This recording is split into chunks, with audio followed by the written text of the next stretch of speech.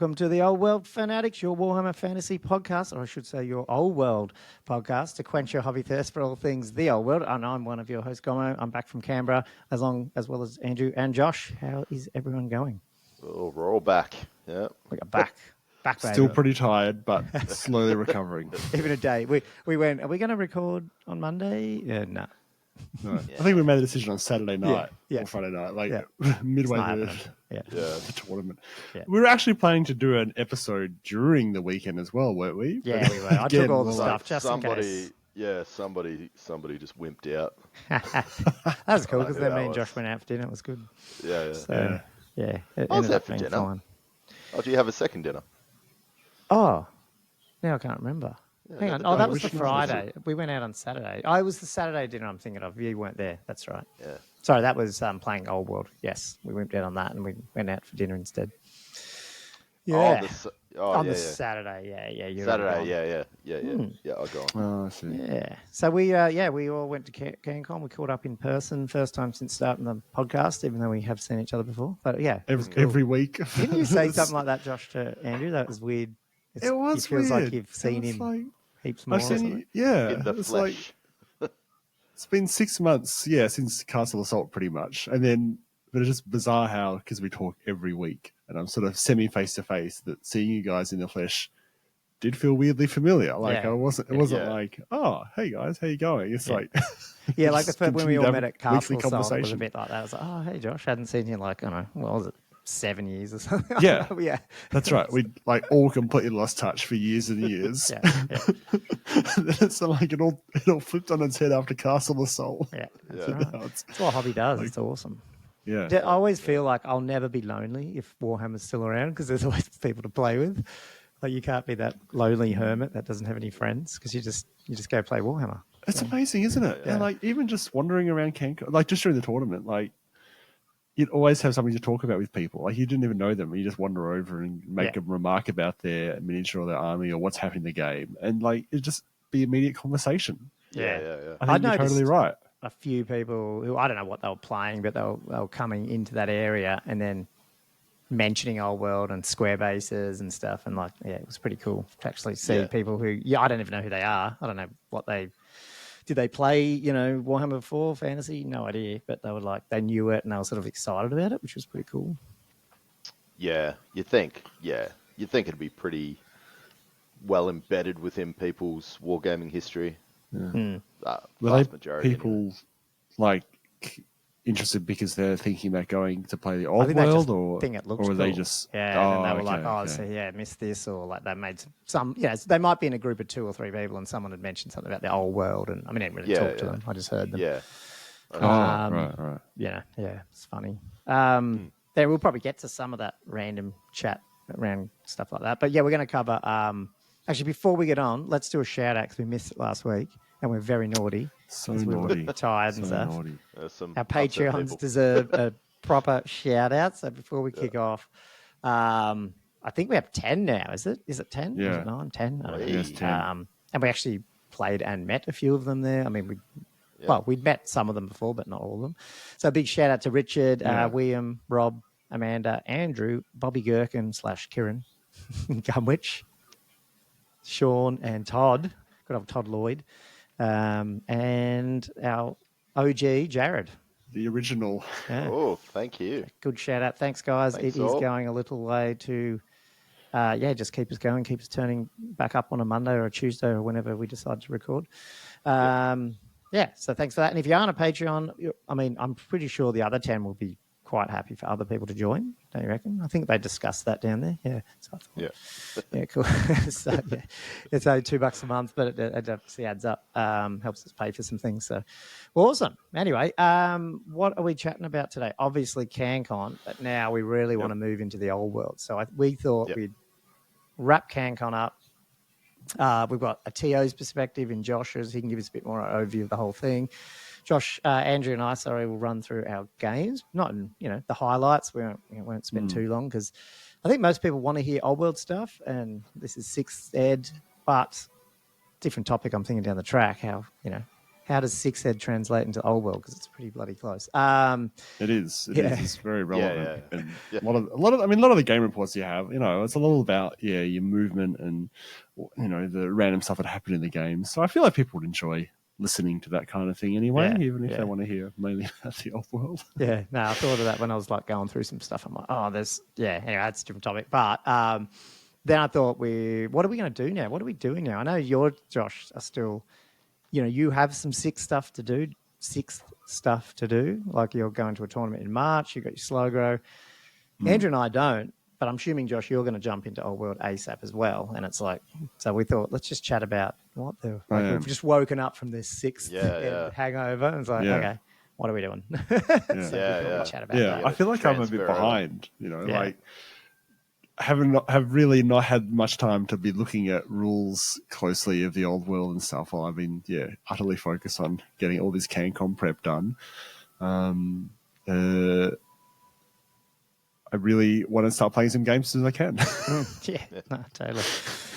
Excellent. Well, let's do that. Let's just jump into it because there's no other real news. Oh, there's a couple of things, just announcements, not news, because I don't think there has been news. There was things like the Tawny pack dropped actually on second thoughts, but we'll cover that later and stuff like that. We'll see how that goes. That tournament pack that Games Workshop dropped for Warhammer World. Little things like that, but go search it up on YouTube. There's heaps of people talking about it. We've never played a game, so I can't even tell you if the tournament pack is even good or not. So let's cover that later. I just wanted to mention the Facebook group, Warhammer. This is more of the Aussie listeners, even though most of our listeners are from the UK. Thank you. There's a Old World Australian Discord. So there's an awesome Warhammer Discord, fantasy Discord that, Kugelfang52 from Herdstone, the dudes we were on podcast with, he started that one and it's huge now. But I wanted to sort of mimic that one a little bit, but just for Australia. So people are bleeding over from our Facebook group into that. But if you want to jump on that, we've got, channels for every faction, as well as like army painting stuff, slow grows, paint and chat groups, and obviously all the faction and also the regional chats, like New South Wales clubs and stuff like that. So I want to grow that up. So if you're not in there, jump in there. And then the other thing I'd like to say, and I think Andrew, I got a delivery notice that my order is shipping. So from Games Workshop. So I don't know what that means. I'm assuming it's not coming before the 10th. They're just they're just screwing me over, aren't they? They're just like, look at this guy. I got the little box, but you got the giant box coming. I got the little box. So. Well, I heard people, you see it when it happened, not so much Australia obviously yet, but in the States where when you buy for independent retailer, they ended up putting in the post with like a 2-day delivery thing, but it ends up getting delivered the next day. And so people were getting stuff early. Ooh. And I know, Josh, you're the same. You bought some stuff off Gap Games, didn't you? I did. Yeah, same. Yeah. So I'm just wondering, I'm crossing my fingers that maybe one of the box sets will come from that with the rule book, but who knows? I'm probably just wishful thinking. Yeah. I have yet to receive any shipping notifications from anyone. I'm feeling a bit jealous. Well, that's all out at the moment, so who knows? They're probably not worth anything, but I got pretty excited when I got that email saying, your order is on the way or whatever. I'm like, what? Yeah. Is yours going to the store, bud? Yeah, it's going to the store, and that's the problem, because I'm thinking if it was... if it, for some reason... They're not going to let that one go. Yeah, they're not going to let that. It's going to sit in the store for a week, in the bag. Yeah, I'm surprised I got a notification. I remember getting stuff delivered to the store previously, and I never got any sort of notification whatsoever. Maybe it's something on the new web store. Oh, I don't know. Maybe, maybe that's a couple of years ago now, so maybe they've changed it. Yeah, I'm assuming it doesn't mean anything, but it was a slight bit of excitement this morning when I saw it pop up. I was like, it's still 10 days away or 11 days away. Yeah. I'm mainly hoping Gap Games will get it sooner and just ship it out. Ship it out. Yeah, it might come. That's right. Yeah, hope, cross our fingers. Anyway, come before the 10th, because the 10th is a Saturday, isn't it? Yeah, that's the thing. I mean, reality is if it comes on the 10th, it's not coming on the 10th, is it? Although couriers generally do deliver now weekends, so who knows? Yeah.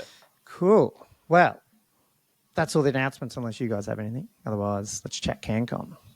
Yes. No, I think we can talk about Cancon, eh? Cool. I hand it to you, Josh, because you're the main man who started it and got it going. And I know. Where to start? Where to start, guys? It was just a massive weekend. I mean, it's been a massive month or so leading up to that. as well. Like so much work, so many hours went into it. Even just doing all the lists and stuff and checking all those. And yeah, there were a bunch of lists in the end that after I posted them up publicly, which must have happened after we last recorded. I We'll think. probably talk about that because I had to change mine. So I don't know if we should cover that. Both of you, both of you guys had legal lists. Only a little thing. That's so funny. Don't worry about that little guy. Oh god, because I think someone was like, "Oh, and Andrew's got an extra ring on his BSB." I was like, "What?" I barely looked at it, which is so bizarre. And then I think Colin, you realised yourself that you had an extra banner or something. Yeah. Oh dear. So yeah, I mean, it just because had both of you made your list through Battlescribe or New Recruit? Well, New Recruit, that's New the Recruit, Battlescribe file. But I think the validation is probably even a little bit worse in New Recruit at the moment. So it just didn't compared to flag it. Battlescribe. Yeah. Oh, right. Nothing got flagged on mine. Yeah. Because I feel like Army Builder just seems to be so much more reliable. Oh, it's solid, especially for 6. It's solid. Absolutely, and it looks better solid. as well. So I always like to just, I've said I had to drag that old laptop that I brought to Cancon out, and that's the only place that runs Army Builder, so I don't use it. So I have to pull it out, get it booted up, run it, and then put my list in there and print it out. Yeah. So that's why I don't use Army Builder. That's so bizarre. I can run it on maybe my computer's a bit older. I don't know. But yours are Windows, isn't it? Yeah. Yeah. Oh, sorry, It I doesn't wasn't. run on Mac. And sorry. Right. recently on Mac, they stopped virtualize. You used to be able to just run Windows and stuff easier, Yeah, I and now thought you can't. I mean, might you be sort able of to do can. that. Won't get into the tech, but my laptop won't do it really anymore. It's a pain in the ass. I just don't do it. So Yeah. Anyway, fair that's enough. Because I was using Army Builder a lot to it was time consuming though to go. Okay, here's a handwritten list on Excel. Let's individually enter it all into Army Builder and check it all works. I did it for a number of lists, but I could not do that for every list. It was just but I think impossible time-wise. from learning from that, and I mean, it's probably going to change now, and it's probably a moot point because Army Builder is not going to be old world, and the other old world stuff will probably be accurate, so it won't be an issue. But I wonder if it would be better if you had more people who weren't even. Maybe they are in the. Does it matter if they're in the tournament and then they help you do it? Just load it in, so you divvy it out, so they do 10 lists. Yeah, maybe that would have been helpful. Yeah, quicker. I mean, the other thing is obviously if you can just do it off the top of your head, but it requires a certain level of knowledge of all the army books, and then also you can easily miss stuff anyway. Yeah. But yeah, I agree. I feel like the old world, because this is probably something that I learned from doing this, in terms of list formatting and that type of thing. I feel like with the old world, it's going to be much easier to get people to submit lists that have been, put through an army builder. Yeah, I think so. Because that was probably a major source of work was checking lists manually. So if I TO in the future, when probably, that's probably one of the stipulations will be, the list. Even if things like the old world builder, that free one, yeah, just like that, that one. Yeah. Even if you don't use it, if the TO said, hey, you have to submit them in that format and export it out as that JSON file stuff, send it through, you putting the work back on them, you get the file, you open it up in that, and bang, straight see it. So you can export it into a JSON file. There's a JSON file, which is the sort of data file that you can save somewhere. You can do it in text and all that as well. So, but I'm saying if you want to load it into yours, then you just do it as which should be good. OWB.json file, and that's the other way to get around the non-saving at the moment. You can save it out onto your cloud drive or your Google Drive and then open it up on your phone. So you can do a little bit of that, but you got to just do that. I'm assuming they're going to make that better down the track, but I mean. I feel like this is perfectly functional for where we are, which is the game has barely been released. Totally.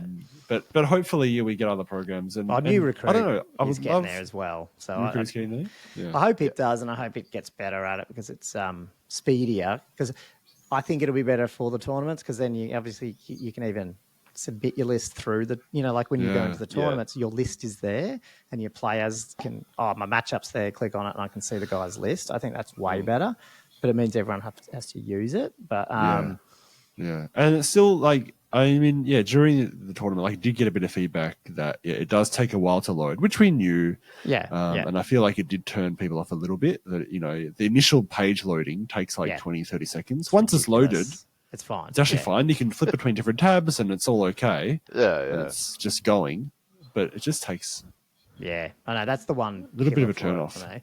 And that's why the old world builder, if you're just doing lists and brainstorming and what do you call it, scheming, Andrew? I think the old world builder is scheming. really cool because it's like really fast. You just load it up and start fiddling Yeah, around. it is good. Yeah. Anyway, yeah, that's. Yeah. Would you say that's your biggest time suck? Was doing list stuff, or was it other stuff like pre-tournament? Apart from painting and scenery and terrain, did. painting all those carts and all that stuff. I mean, the terrain was fine. The terrain, that was something that I did a lot of in the lead up. For the 6 months leading into it. All the hills were done. That I brought was specifically done. Last year, and a lot of the other terrain I'd previously done, but it was just a matter of filling it out so that I had enough stuff that was mobile. Because as I said, I didn't have any mobile hills I could bring. Yeah. The paddocks and stuff was just a bit of fun. yeah. But in terms Did of anyone time, take the cows off? Because you were telling me like day one, no one had removed the cows. No one removed the cows. On the Sunday doubles, I replaced the cows with the sheep. Yeah, did you? Yeah. And when that field got full of beastmen, I actually was like, "Oh, look, the sheep are coming out." So I pulled the sheep out like they'd escaped their pen. They were just strewn across the battlefield now. That would have been interesting. You should have done that as a mission, man. It's sort of like the cart one. Like the beastmen have to go and kill the sheep, and the other people have to put them back in the. You got to round them up. Got to round them up and put them in the field. That would be fun. Yeah. I think you could probably swing something like that. The only problem is you need then to have multiple paddocks and sheep for all the different tables. Yeah. Which was a fair bit of work. Yeah. Where was I? So, yeah, in terms of time though, the list, I think that was a fair chunk, but it was also just dealing with all the different little bits and pieces of logistics and the player lists and making sure that was all clear, because that, man, as I was saying last week, that was a real headache at the end. I think, and it's just a third-party ticketing system that you don't have direct access to. It's through an intermediary. And they're just sending you like a Excel sheet or a CSV or something, was it? Yeah. Well, it was a copy and pasted CSV into the email. Yeah, so archaic. But it wasn't even reliable. Like there was, I know that's the problem. And then you're trying to that weren't on there, and then there last was couple of people down. I think Kieran actually wasn't on the list because he'd been taken off, but he actually withdrawn from the 40k tournament. It was only when I went back and double checked everything, and I was like, guys, your final list doesn't have this player on. Where is he? Oh, yeah. So, yeah, again, that's another thing I've learned. I'm like, if I'm going to do it, I'll just, like, the ticketing's not that, like, it can't be that hard. Like, wasn't with Castle Assault last year? Wasn't it just like you just sent via PayPal to the TO, like, yeah, they always ticket? do a PayPal link, I think, or something. Yeah, I'd much rather. I mean, I would run Eventbrite. I mean, all the US ones or some is the UK. They run an Eventbrite one. You just pay for that, and okay. So you can just set up a little account through a professional company like that. That might be a good way to go. I just realised. I just think stuff like that's way easier. But I mean, I'm sure there's others. There's probably better ones, even or cheaper ones. I don't know, but yeah. Again, it'd be awesome at the beginning of such a version like this. That's almost a reset. It's 2024. Let's all just coalesce on a similar set of army builders, a similar set of tournament systems, a similar set of payment things. Because how good would it be? And then obviously the ranking systems would be worldwide and all that. I think it shouldn't be that hard, really. But no, I won't get you on a tangent. Yeah, cool. So anyway, I mean, the weekend went great. So I drove up on Thursday, from Melbourne, like a 7-hour drive. Left about 8ish. Got there at 4 p.m. All the guys were really good. After I missed the turn off, I was not concentrating. I missed the first turn off to Canberra, so I was ending up 20 minutes later than I was hoping to be. Oh dear, that's a long drive. I mean, I stopped at Albury. Yeah, Colin. Albury. Yeah. I still think it should be called Albury. Albury. Albury. Like, come on. But that was the only break, so it was a long drive. But then when I got there, like all the Canberra guys were there, and like everyone who said they were going to bring in terrain did. And they were really helpful to setting it up, and I think it's actually that side of things actually went really well in the end. Finding the tablecloths was a bit of a headache. Again, CGS, man, like they were like, go ask this person. I asked them, like, no, they go to the front desk, ask them, like, oh no, you should be asking the white yellow coats in the pavilion, which they and can exist. Then went back to the front desk and they were like, oh, actually, they probably haven't been unpacked from the trucks yet, so maybe just wait a while. So then I came back 2 hours later and I was like, have they been unpacked yet? You're going and not closed. They're like, no, they're like hundreds of meters down. No, it was such a headache.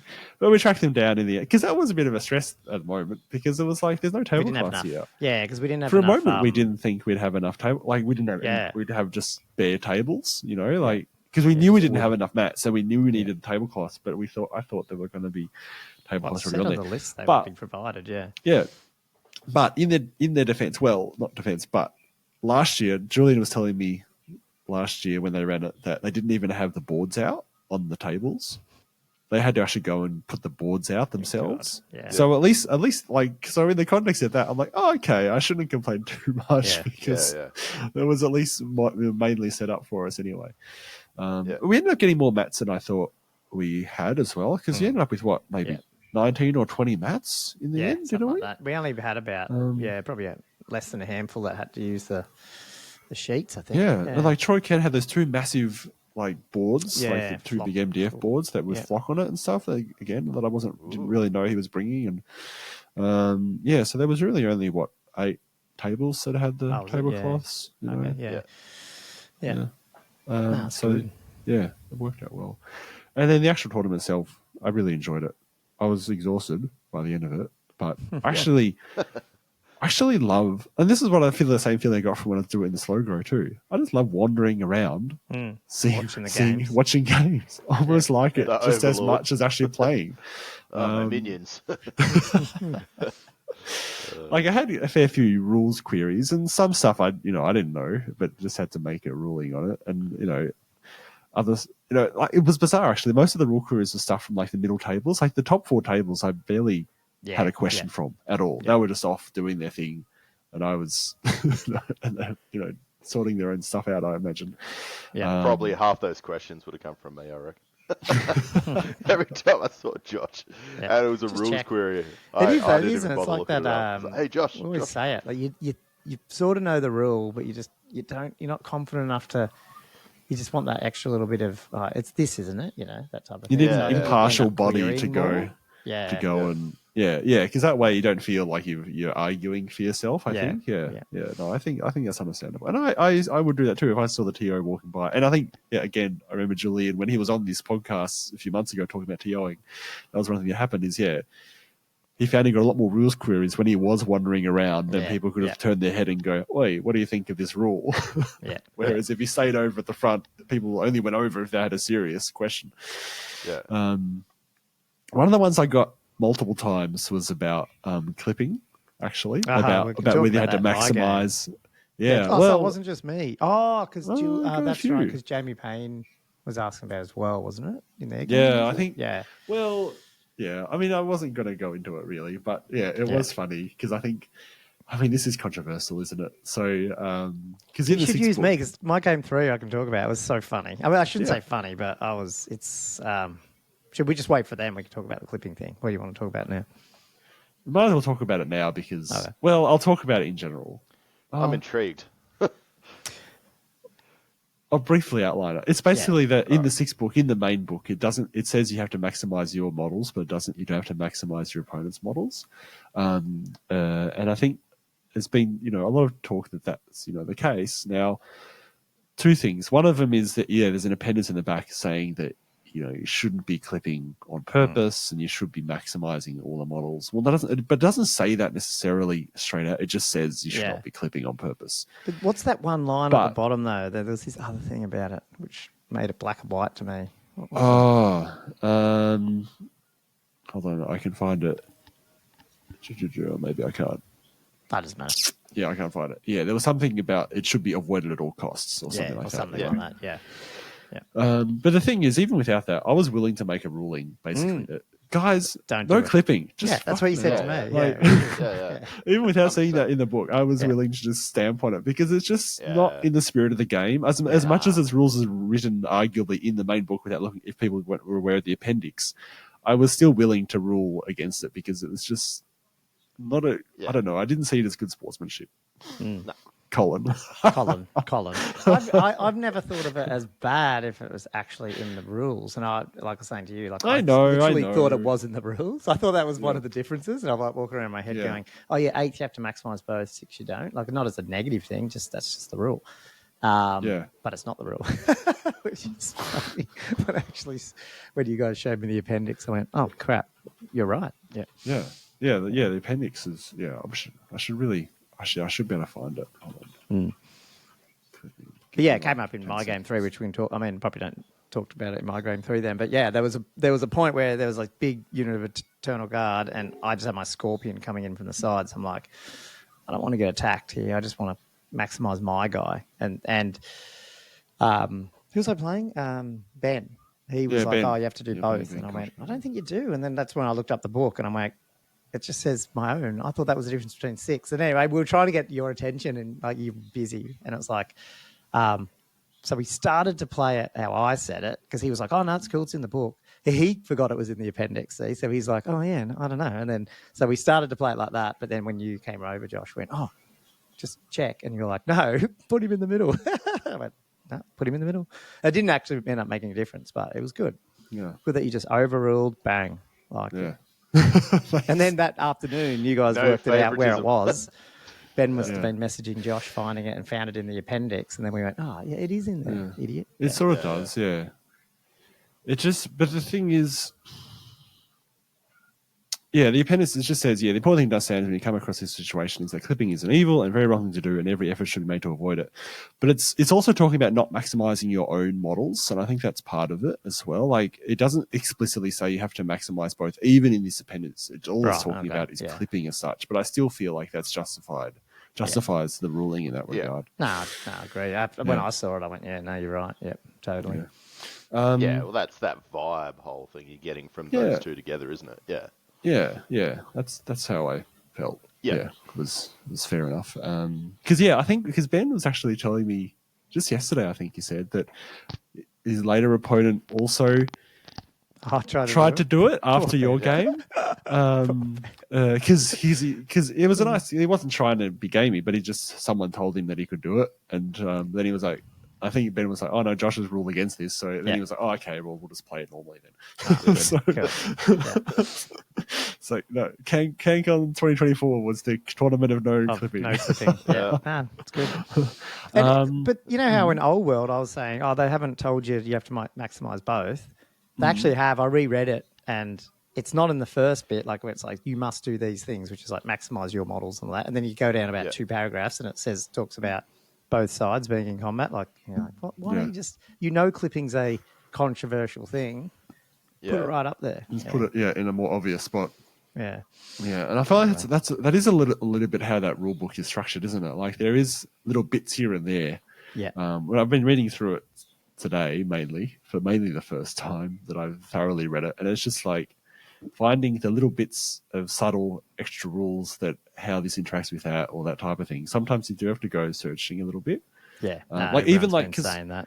Like one thing I was looking for was like, where was that thing about? I was trying to work out, is it standards that you can count more than one, per unit, or is it close order and stuff? And I was like, it took me a while to clarify that standards is only one and close order you can have multiples, because it's not like, And then the other thing I took ages to find out was confirming that stand and shoot is added into the combat res. Again, I was have to like... It's not right under the...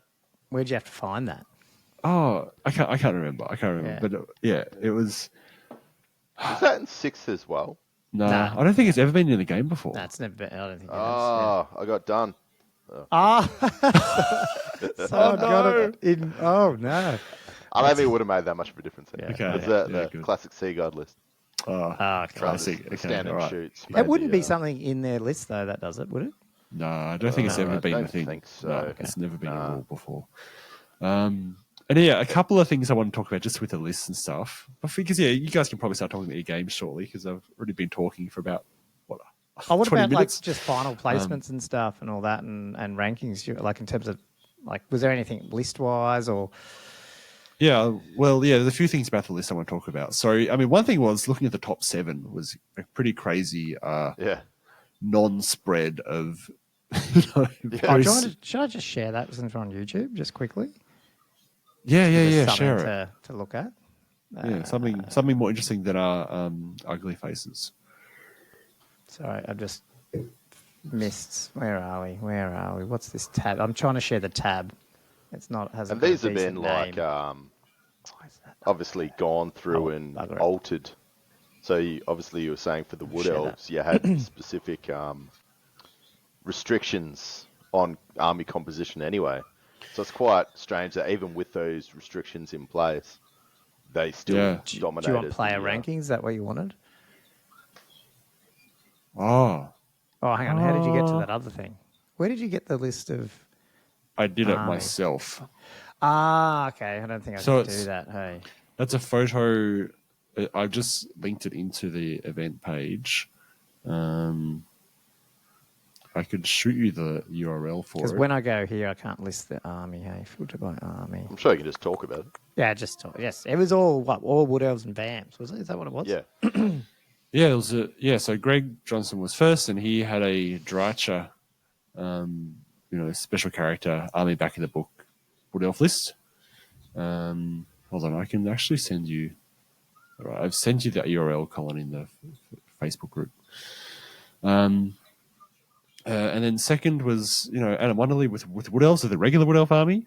And third was Chris Penwater with Vampire Counts, and then we had Wood Elves, Vampire Counts, Sylvania Vampire Counts, and Sylvania Vampire Counts in the top 7. So it was just those two armies. And then I think Richard Nelly had Lizardman come number 8, and he was the first army that wasn't of those two types. It was interesting that the regular Vampire Counts both placed above the Sylvania Counts, because there is the feeling that the Sylvania is quite a strong list. And after that, it was just a really nice spread of armies of lots of different types, which I quite liked. I liked seeing there's a few orcs fairly high up, which was interesting. Orcs.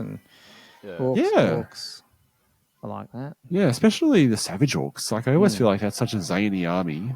Alice Burkett, and they came 9th, which is an impressive effort. Hold on. Yeah, he's a good player. I mean, 4 on 1 is pretty good too. Yeah, only lose 1. Yeah. I don't know. How did his first one go with?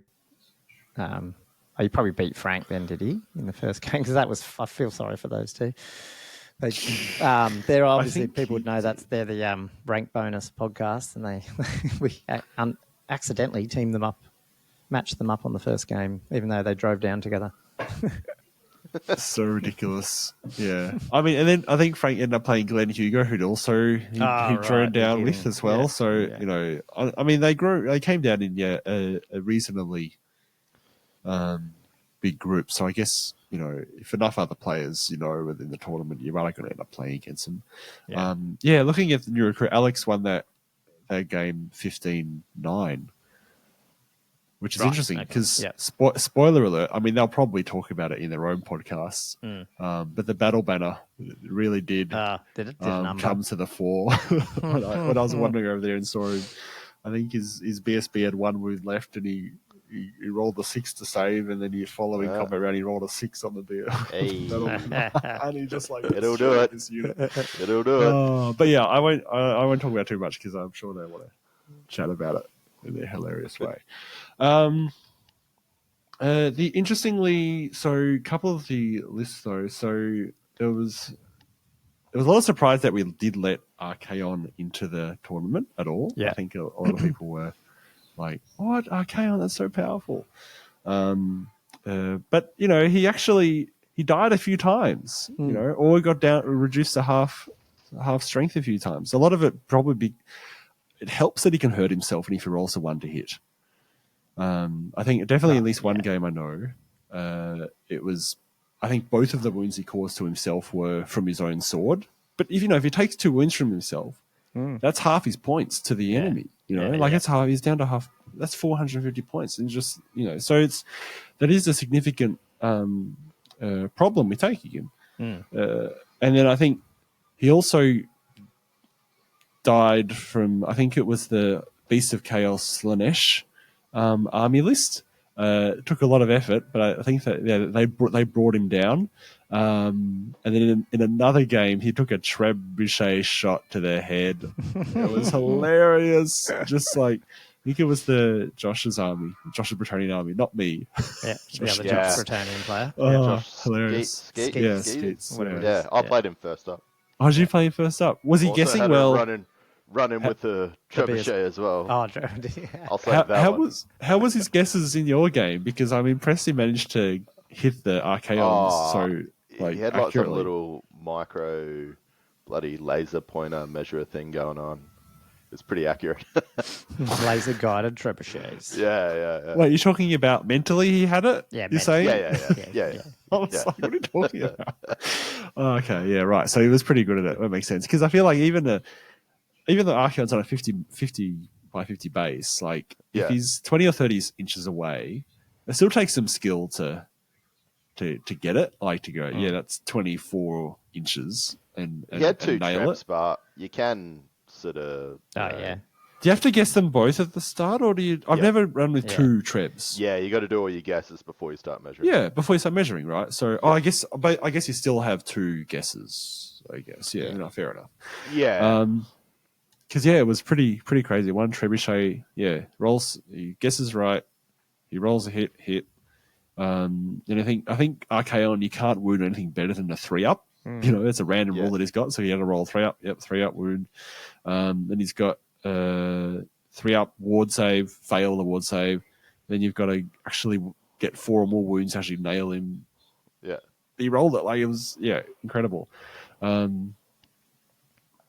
So you can kill him if you can guess right with the trebuchet and roll all the right things. Yeah, be pretty low probability though. Yeah. But where did he? So which army was that, and where did he come? He didn't do too bad. He came 36th. Okay. Yeah. Oh, did he? So, yes, the Hordes of there it is. Yeah. Yeah. So that's what I mean. Like it actually was. And then when he emailed about it, he was like, "Guys, I'm not like a guy who's going to be on podiums. I just want to run Archaon because I bought him from a friend, and I don't think I'll ever be able to use him again." And I'm like, good call. That's fair enough. And I think. I mean, it definitely. Especially like this is the type of tournament. Like it's the end of. I know we've heard the end of 6 for ages because we're playing it again, but it. Like, you know what I mean? Like, it's not like this is a thing that your rankings go onto some international thing and everyone's worried about, like, breaking it. It's just, it's almost a bit of fun, you know what I mean? I mean, it is fun. Yeah. It's not it's just a single tournament. Yeah. So. And, I feel like that army there still was something very interesting to play against. You had to think a lot, and Archaon dominated the games he was in. But it was certainly, a really interactive and interesting sort of matchup. Yeah. I'm in two minds about another list though. The Sea Patrol list, I just feel like it wasn't. We got him to put a Murdworm in, and that was better than if we'd let it in with 4 bolt rollers. Oh, that would have been terrible. But I still feel like he didn't even put the Murdworm in combat in mine. Oh, didn't he? Oh, really? He left it out of combat. Hilarious. Because it just didn't have enough interaction on the table for it to actually produce some interesting games. Yeah, Paddy was worried about that one. Hey, yeah.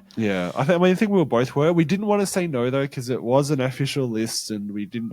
In the comp pack, like the tournament pack, we were very clear about we want to allow everything in.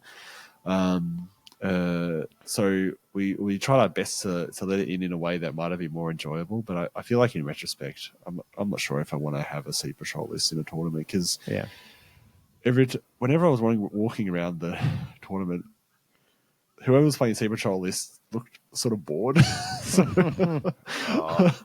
I can get into mine when I hit it. It was very slow. Yeah, fair enough. Like some slow dice rolling. I know. Okay, right. We still hit 5 turns in mine, but nice. Like I was only moving basically because I didn't have anything in combat. Yeah. So my turn was like 5 minutes, and the rest of the time was just like watching some bizarre slow rolling. Yeah. Well, we'll get to that when you get to your game. We can talk about that anymore. Some of the other lists, like the Snotlings, It was fun, and we were wondering Cameron how they go. knew. And, Cameron knew that. He said to me even before the tournament, he was like, "I know I could have put Giants in this list, and it was probably going to be more competitive if I had just decided to do that. But I decided I really just wanted Snotlings." And so he just took the Snotlings, and it was ridiculous. They just couldn't do much. They were just fodder, you know. Good on him. He took down a couple of Giants, amazingly enough. Yeah. I think the pump wagons, like a couple of pump wagons, and then just bodies and bodies of Snotlings. Eventually, you know, you're gonna roll enough sixes to take something down. Yeah. But I just admire him for taking such a ridiculous list. What do you get? 18 points. Yeah. Yeah. Oh man, brutal. The one that did pretty, like, I was surprised at the other ridiculous list, which is the all mounted goblin list. Actually didn't do too badly. I mean, it won the coolest army, Eddie Compton's list. Such a good army. It was nice, yeah. Such a cool army. He dropped it the morning of the tournament, by the way. So he was at 8:30 that morning. He was one of the first guys in. And he was like sitting at a table, like looking over his arm, like, "What are you doing?" It's like, "Oh, I'm trying to frantically re-glue everything because it's all been like, yeah." I think he was they were unloading. Dropped it. Yeah, the whole box just like. I think it was. They were unloading some other army. He was at somewhere else, and he was on his way here. And yeah, in that process of unloading, his boxes got completely dropped onto the floor. So there was like, a whole bunch of minis that had come off, or we had some arms come off. Didn't look like there's anything that was like snapped in areas that were hard to repair. It just had to re-glue everything onto their bases and stuff. And he was a bit, stressed out, but it was okay. It was a great army. I think that's most of what I wanted to. One more. The other crazy one that I was a bit worried about how this would go was the Errantry War list with like the 10 units of 6-9 errant. Yep.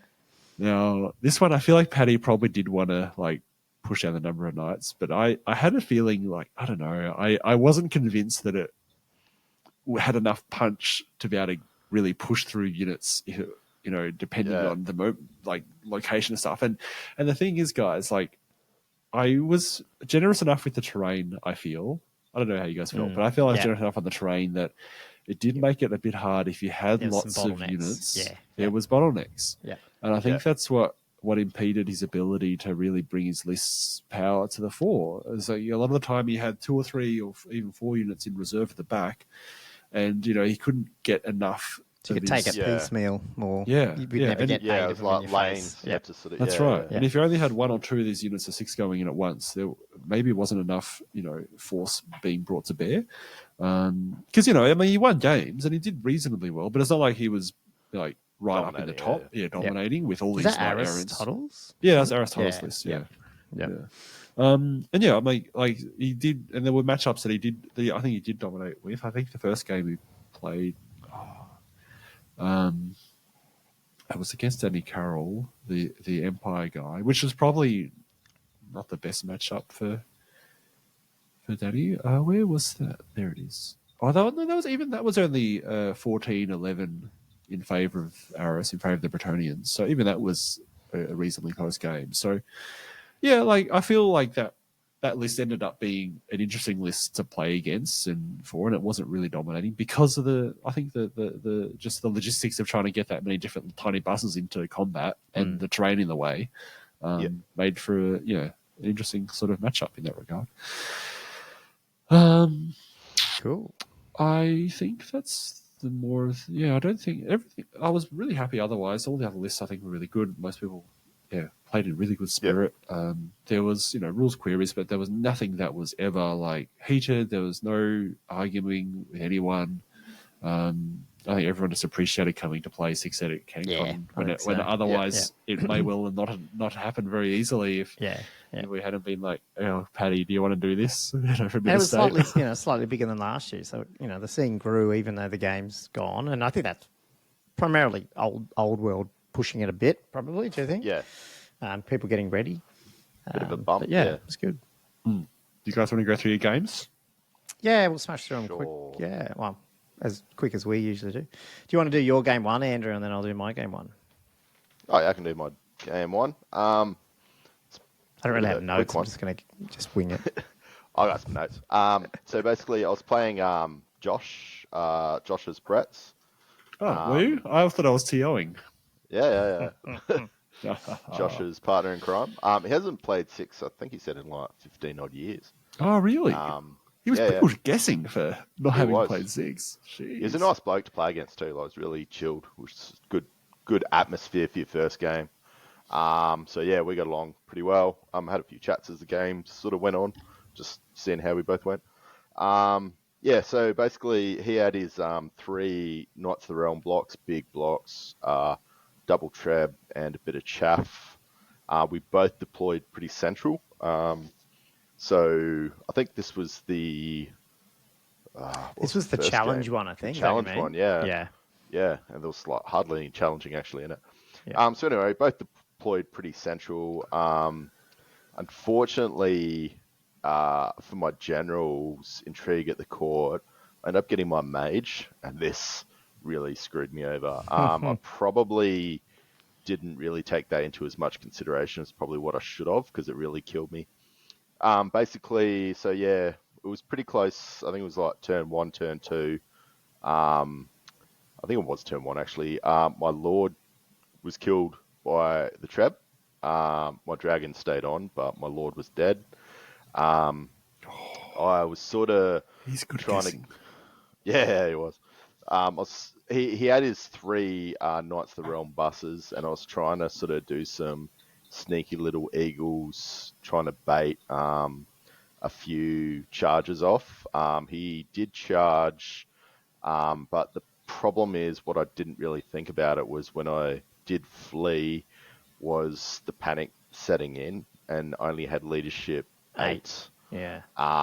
So my counter charges I had set up, one of them ended up not really working that well at all because my Silver Helms panicked, not off the board, but they lost stuff and massively out of position.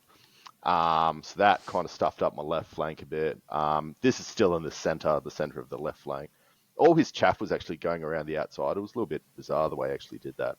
Like yeomans, anyway, or do you have just errant? Yeah. Yeomans. And I think he had pegs as well. Oh, he did have pegs. So anyway, the charge I had set up, basically the only thing I could really do was to flank charge him with my chariot, which I ended up doing. That basically ended up breaking, and that big bus ended up smack bang in the middle of my lines to a certain degree, but in front of everything, just in front. So basically, after that, I've just gone in with everything into this big bus. He broke, but I pursued with 2 units, and neither caught him. It was just like, damn it! And that bus had his, I think wasn't his BSB, but it was his damsel, and he had a paladin in there as well, just to help out. So it's worth a few points. And then that sort of put me out of the way, and he ended up just getting some charges in. I'm out just because I didn't go very far with my pursuits. I just got flank charged, and it wasn't very pretty. So I took a pretty big loss. It was quite funny for me because I was going in thinking I actually probably had list on list quite a bit in my favour, because he only had the 3 big blocks and I had so much chaff or things that I could throw away. But yeah, it was just those eagles, and just basically the way it all ended up with the leadership. And just pursuits and everything, just stuff just didn't go the way it should have. So yeah, that was game 1. And so did you, so scenario points, you said, did you guys get any challenges? It was just, that's a challenge just that one? Nah, What was the one you didn't lose your general to a challenge or something like that? Because I think that's what I got. I didn't get many challenges either. Can't remember what that, because I got 1. I think we both got 1 point. I think that might have been. Did you get a point if you didn't lose your general and challenge or something? I think possibly. It ended up being like I can't remember anymore. Or something, or 20 to 3. I've deleted it from my brain. Yeah, well, do you want to go to my game one? Yep. Yeah, for actually just quickly, and I don't know if you want to retouch on it, Andrew, because my list was illegal. I had the banners, and I'm surprised no one's mentioned this in our battle reports. Like I had a banner on both of those chariot units. You can't do it. Yeah. So I dropped the +1 to hit banner because I thought, again, I like the healing one because it's throwing dice out. If they, on a critical thing, they might try and throw dice to stop that, or I can let those chariots operate by themselves with the tomb prints, just like get healed and moved and move around the board. Even though I know what it's like with my Tomb King, you're hitting on 3s, you know what it's like, and then you still roll 1s and 2s. I did like having the +1 to hit banner, but 100%. But just from thinking more about the list, once I knew I couldn't take that, I went, well, I wouldn't mind fitting Carrion in instead, and I just need to drop an extra magic item, which was that 4+ Collar of Shapesh, which is that one where the Tomb Prince had, that if you hurt him, it's basically 4-up ward, and he gives the wound to his unit. I don't think I've hardly used it. Like the Tomb Prince is throwaway anyway, so I went, well, get rid of that. So I frantically had to paint 3 old Carrion that I had, which they came out okay, considering they're just all contrast and stuff. Yeah. And it's an appreciation for flyers. I think I need more flyers in all my lists. They were cool. Even though they don't do a lot of damage, but they do get you out of trouble sometimes. If they're that's their role, isn't it? Yeah. Especially when you're an undead and you can't march and they can just fly 20. I was like, this is good. I should put more flyers in. But it's all going to change probably old world. But so that was my main list change. I was up against Cold of Slanesh with Taz. Taz ended up winning the what's it called? The best player? Best sports. Best sports. Not best. I think I said best player on my other YouTube video. Best sports. Because I think Josh, you said you played him last year and he's a good guy, and he was awesome. Oh, he was. He was great to play. Yeah. I think I voted him best sports last year. Cool. So he actually polled. By the way, just might as well talk about this, because on the best sports voting, like there was a huge spread. There was like 25, 30 people that had got at least 1 vote. But he got 4 votes. Now, I was thinking about this today. That's like 4 out of 5 of the opponents he played. Yeah. You're thinking about, because you only got to get votes from whoever you play, right? That's quite an impressive. How did he end up? Because I always have a theory that sometimes the best vote goes to best sport. Some people do it if they've killed someone and they've been happy getting killed, so they give them a sports vote. Yeah. But he went like normal, didn't he? He was pretty the middle somewhere, did he? Or yeah. It wasn't like he was near the bottom or anything. So no, not at all. No, it's just him. He's just a good bloke. Yeah. Yeah. I think. Well, yeah. Are you saying that you didn't enjoy playing against him? Is that what you're implying? No, I'm saying that if you got 4 out of 5, you felt sorry for him. Smashed out of 4 out of the 5 games, and then people vote for him. Do you know what I mean? But it wasn't that. Yeah. No, it wasn't that. Yeah. Anyway, cool. Actually, one more thing. Yeah. Before we move on, this is actually really important. On Sunday, he didn't play the doubles. He actually gave his spot up to someone else, and he wandered off. Yeah. And he came back. I haven't told you this, Colin. I've been waiting to tell you this since Sunday. He gave Paddy and I 3 paintbrushes, 1 for you as well, as did presents. He go down and, what? He's a legend. Did he go to say thanks for shop? doing the tournament? Yeah, he went down to the shop and just bought them and then disappeared. And I was like, what? That's so good. Yeah. I know. That's why he won best sports, man. Yeah. I couldn't believe. Totally. I was like, what, man? You don't need to do this. Nah, that's good. Yeah. So, I'll send yours up next time I've printed something for you. Yeah, thank you. No, that's cool. Awesome. I'll have to send him a message. So he had Slanesh, and it was, I won't go through the whole list, but basically a bunch of like cheap sorceresses. One's a general, and then I guess the biggest thing in his list was that Druki Anointed. You can speak more about it than me, Josh, but the Druki Anointed with the Mangle Manhide Manflayers. So together those things are he gave 600 the scouting points between them. Yeah, but only in 6 figures, you know what I mean? And then outside of that, just 2 repeater bolt throwers, some crossbowers, mounted daemonettes, normal daemonettes, warriors, and then those one fiend. So I guess with this, because you get game one, you've got the list already, and I had the Carrion now, and because he had 2 bolt throwers, I went, cool, this is the game where I move up with Carrion, magic him across the board, turn 1 charge into one of those bolt throwers, and then in his back line with some Carrion. They can't do anything, but they can certainly distract you, especially because he's, Dark Riders movement 9, are they? And the other mounted demons movement 10. So I'm figuring they're coming around quick. If I can then have people in his back line, he's going to be thinking a little bit like, oh, hang on, maybe I don't want that. And then those other units are so, like I said, 600 points in those, good. I mean, they're good units if they hit you, but if I can shoot them with my archers, they're toughness 3. Eventually, I can get those. Like I was really hoping to get them, but in the end, it ended up having this big forest in the middle, which was a nice piece of scenery, but a bad piece of scenery to play on because none of the stuff came off it. So I know, I had no idea that. Yeah, and so it was really the only place he ended up could scout. He went into there, and he was in and out of it to a way that I couldn't really. Like I think I ended up killing 4 of the man flayers, but couldn't kill the Druga. I got some wounds on him, but that was the frustrating bit. I just couldn't. Like I didn't have a lot to. I didn't want to get too close with my archers because one of the archers is a bunker for my Hierophants as well. So like it was a bit of a struggle.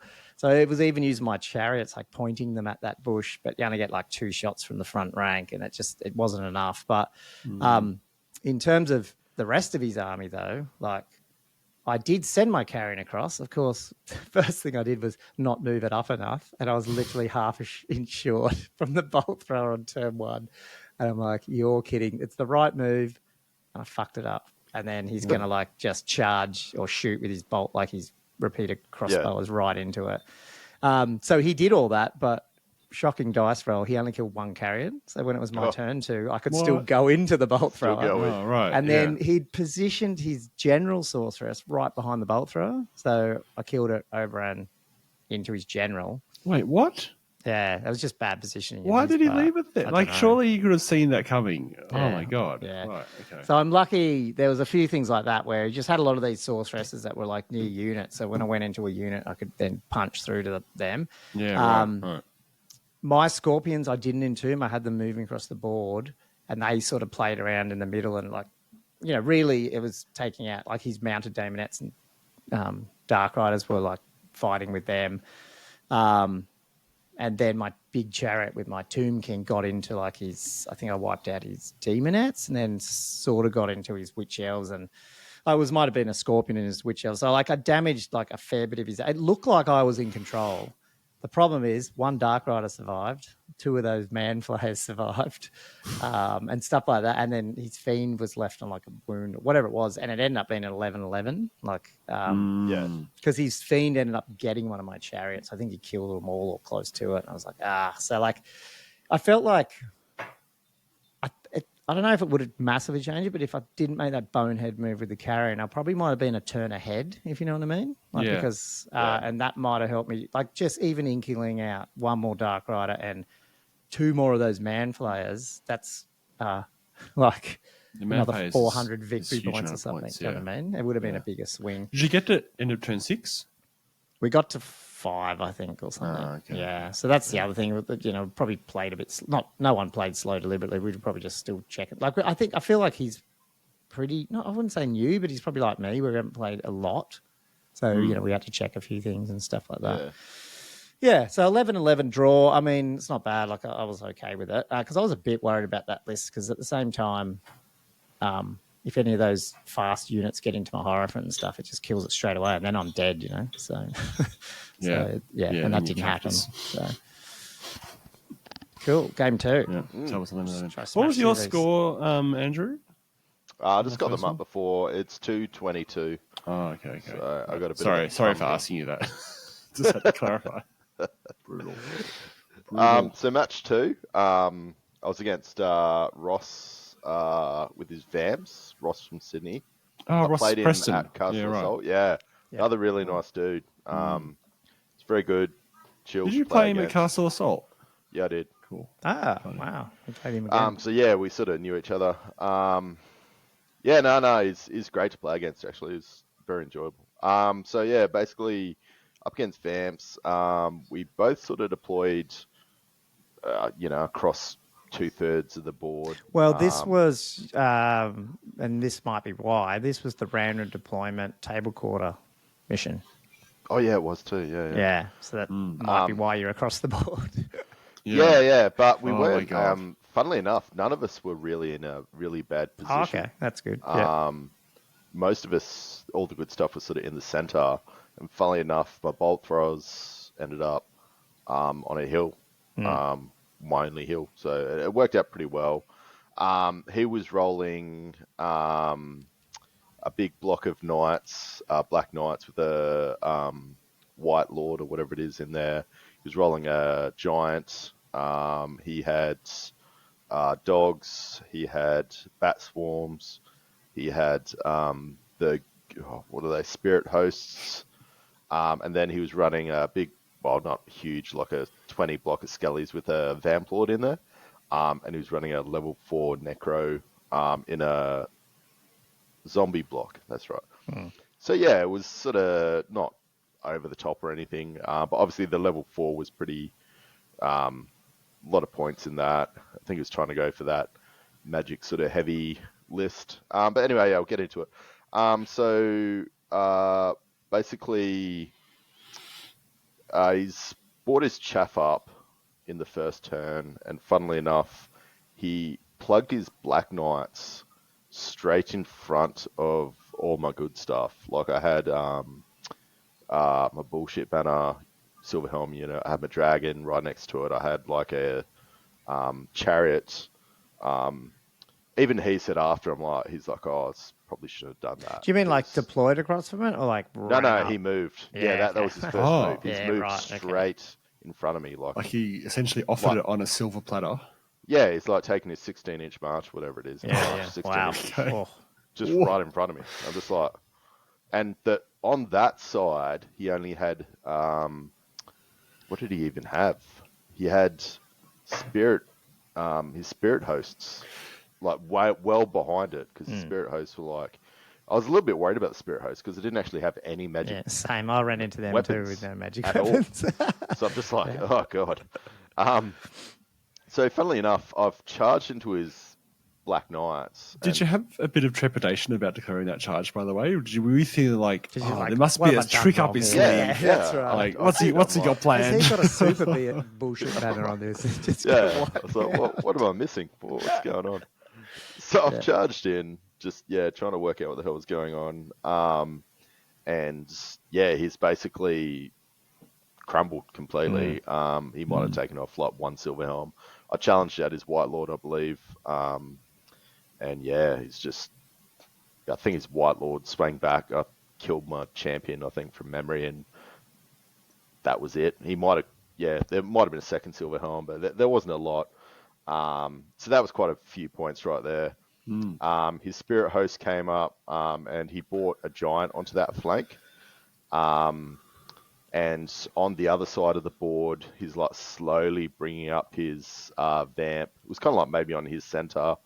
And on that side of the board, all I had was 1 unit silver helms and a chariot.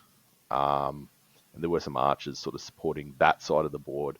So there was sort of two lanes, if you get me. And basically on that side, he's brought his dogs up. His dogs charged into my chariot. I took some standard shoots. He ran the chariot down. I didn't do well in combat. And the bat swarms were in front of my silver helms. Funnily enough, I've charged into them, but he hasn't actually brought his dogs in on the side. He kind of just took his dogs down into maybe the bottom corner and just sat there. And then I was slowly sort of bolt throwing them off as that sort of went on. So anyway, if we keep going, the spirit host ended up just going into the flank with my bullshit banner. And at the same time, I've charged into his vamp unit that was coming down with my dragon. And I just challenged out his vamp. I didn't know how that was going to go. So that was scary. I was really worried because this giant was like bearing down on my silver helm unit, and he had the spirit host there. So I'm like, I've got to do something. I actually thought I was going to lose against the Spirit Host and this Giant coming in, but funnily enough, I'll get to that in a minute. So, as you know, obviously, the bullshit banner does what the bullshit banner does, and ended up popping these. I think it took 2 rounds, but ended up popping these Spirit Hosts, and then I turned to face the Giant in my turn, and then got a charge off. Well, he charged into me, Okay, so okay, yeah. So I think I charged him, didn't kill all the Spirit Hosts on his turn, killed the Spirit Hosts, and then on my turn I've turned, and then on his turn he's charged me. So that's sort of how that went down. The dragon was super lucky, so I was doing a few wounds. Like you think, oh yeah, dragon's going to be able to take down a vamp. Yes and no. So obviously, you know, vamp weapon skill and all that. I was sort of popping off a few wounds, but he was doing about the same wounds back to me. I think maybe I might have got one more wound, but he had like ranks, banner. So your vamp, your dragon is in combat by itself with these zombies and the... Yeah. Okay. So yeah, I was in combat with his skeleton block and his vampire. You've got a picture. That's Yeah, cool. yeah, I was going to so, say if Josh has any of these pictures. I've got pictures of mine, but... So yeah, that's cool. that's just before I charged. So obviously I took out that look at you go. I took out the Black Knights, and then you can see coming up from the top right, that was his vamp, and then that's yeah. So that came down. Well, you're playing on my table there. Oh yeah, it's a lovely table. You've played on that scenery before. So yeah, that's basically what we're up to. So finally, the dragon killed off his vamp, and at about the same time, I managed to, even though he charged into me, I managed to take down enough wounds to take off his giant. So I got a bit lucky there. So obviously everything started crumbling. And then I had my Silver Helm unit. They finally wiped off his bat swarms, and then the Silver Helm unit and the dragon went into his last unit with his level 4 Necro. And yeah, that was it. So pretty much it ended up being a pretty big win. Let's have a look at my score here. So it was a 23-2. Right. So yeah. So that was that game. But yeah, you can see there he's just kind of literally just moved up with his Black Knights. And it's just, he said to me, he's like, I don't know what I was doing with that. He was... Did you just think that they could take the charge, or he just sometimes he's too dumb? Yeah, just because they got killing blows. Just like I just thought I could absorb it and just get some killing blows in. But obviously I'm going first, so I killed a hell of a lot. And the only thing that he could really get back was going to be the white, and the white was in a challenge, and I think it's only got like 3 attacks. So then that's all she wrote. How'd you go, Gomo? Yeah, so I don't have any photos of your one. Go on. I've got heaps, but I won't go through them all. I might bring one up though, because it does help. Hey, I'll just bring up one just for deployment and stuff. If we're streaming this anyway, you might as well on YouTube. You might as well have the photos up. I'll just flick through a few. So I'm playing Derek's Orc and Goblin list, and like I said, if that was that random deployment thing, and I think it screwed him more than it screwed me for once. Like, because usually I don't like this one being undead, but most of my stuff, I'm pretty sure all of it pretty much ended up in the center, except for one Scorpion on the left. This is like this shot has turned into turn 1 because I forgot to take a picture of deployment, but he got screwed around with it. It's a pretty standard old school almost Orc and Goblin list. I didn't think it was going to be, it's not a scary matchup or anything. It's just orcs do what orcs do, and they either fall apart or they actually do go well, and then you're sort of but because of the way the deployment worked, he ended up on his left flank, like which right on the top right of that picture, his Knight Goblin unit with 3 Fanatics and his Boar unit, like just standard Boar boys were out there by themselves, no general, and then his Black Orcs and a Goblin Chariot and Goblin Wolf Riders right on the right flank with his General and BSB and the Black Orc. So they it was just split.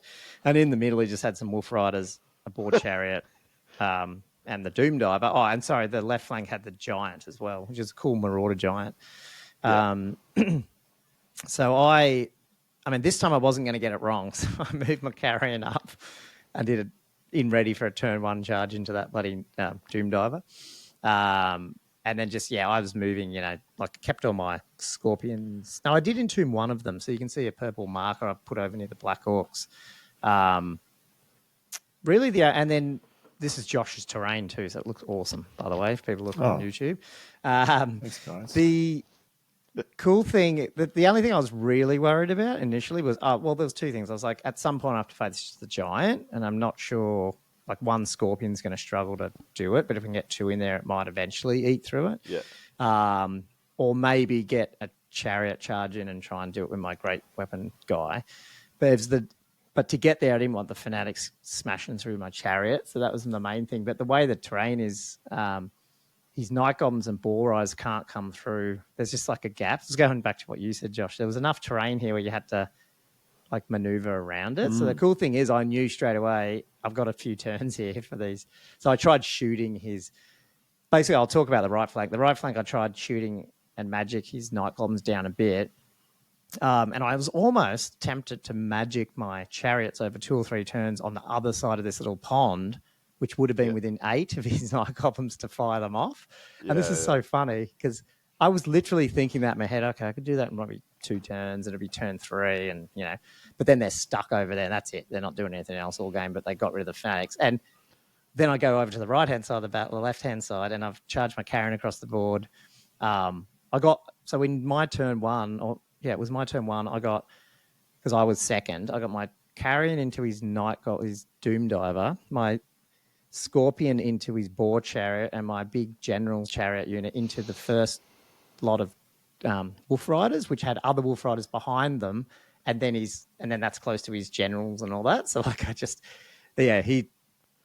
had like he had 1 night goblin wizard, I think. He just couldn't stop my spells and no scroll. So he had 3 dispel dice and no scroll. I think so, or something. I'm just looking at his list. Not a lot. Might have had. No, I think that's all he had. So he just couldn't stop it. And so that all went really good on my turn 1. Obviously, I wiped out the Doom Diver, and then I was like, this is what carrying are for. And so with my turn 2 or whatever, I just moved them towards the Fanatics, but on the other side of the wood type thing. And he had to fire so he had to fire the Fanatics way earlier than he would have liked. And I was able to magic and shoot them off. I eventually shot enough night goblins that they panicked and went back, but they didn't actually loot. I don't think he lost them. I think they stayed right back. I think he might have even rallied them. No, sorry, he did. Sorry, I'm lying. They did go all the way off. But his boar unit eventually just didn't even come into like I said, you might as well leave them back there so I don't get them. You know what I mean? Like, just stay away. Yeah. And then what happened on the left was eventually my big chariot unit went all the way through those wolf riders, got into his general's unit. He had some shocking dice rolls early because he got some charges off with his chariots and wolf riders on, and even the giant at one point into my scorpions, like different scorpions, and just couldn't kill them. And they just were just stuck. My scorpions ended up just doing so well. I think the giant eventually got the scorpion, but he was there for like 4 turns of combat. Yeah. And by then I could bring in the other chariots and stuff, and it got him. And then it took 2 turns because he's Black Horse. I broke them on turn 1. They ran, but I couldn't catch them. And then I had to do it again. But eventually I got the whole general's unit. So it ended up being like a 22-2, I think, win. So that was his general's unit up the back. Yeah, with the Black Orcs. Yeah.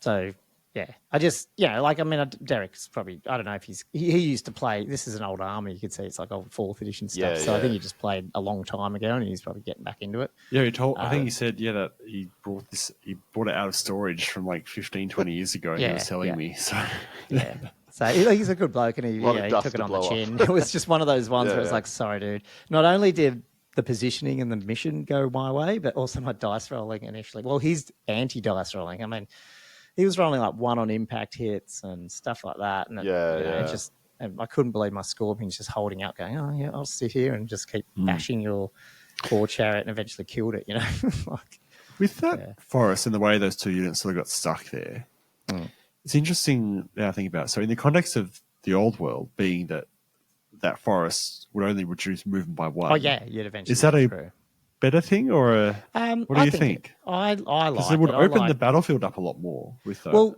that yeah, change. and I mean, as bad as this is in the old world, where they've actually decided you can decide with your opponent if it's dangerous or not, but if it's just It's bizarre, isn't it? difficult, I think it's better to be able to at least. I like that it blocks line of sight, not like bloody eighth where you can pretty much see everywhere. Yeah. So you still can't see through it. Okay. Yeah, you can't see through it. Yeah. It's a charge, but you can move through it at not a ridiculously dumb movement. Because he would have been 12 inches through that forest. He would have got to the other side of that forest in pretty much one turn, I reckon. Yeah, exactly. He could, yeah. And I also like that you don't have to do that dumb, like, you move full unit, hit the edge, and then you got a half your movement. I like it's like, did you touch the forest? Yes, -1 movement. Yeah. And if you charge, take your lowest dice roll. So, like, I like that it's a little bit more forgiving. Which means we can put more terrain on the board. Well, that's what I'm thinking. I think we might need to use more impassable terrain to make up for the fact that your difficult terrain, your ponds, fields, and forests aren't really that much of an impediment. Yeah. So I reckon to get that balance right, I think we might need more, rocks and buildings and stuff. I haven't got to the point. Like, is it like eighth? Is there some rules around chariots and even cav that those difficults become dangerous or not? I don't know. I haven't got to all those editions. rules. Yeah. No, in old world.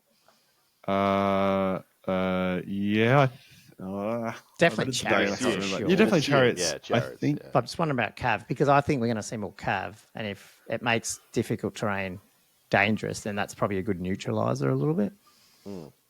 Yeah, because it's right. You roll. It's a roll of a 1, and you just take a wound, which is pretty punishing. I don't know. I can't remember off the top of my head.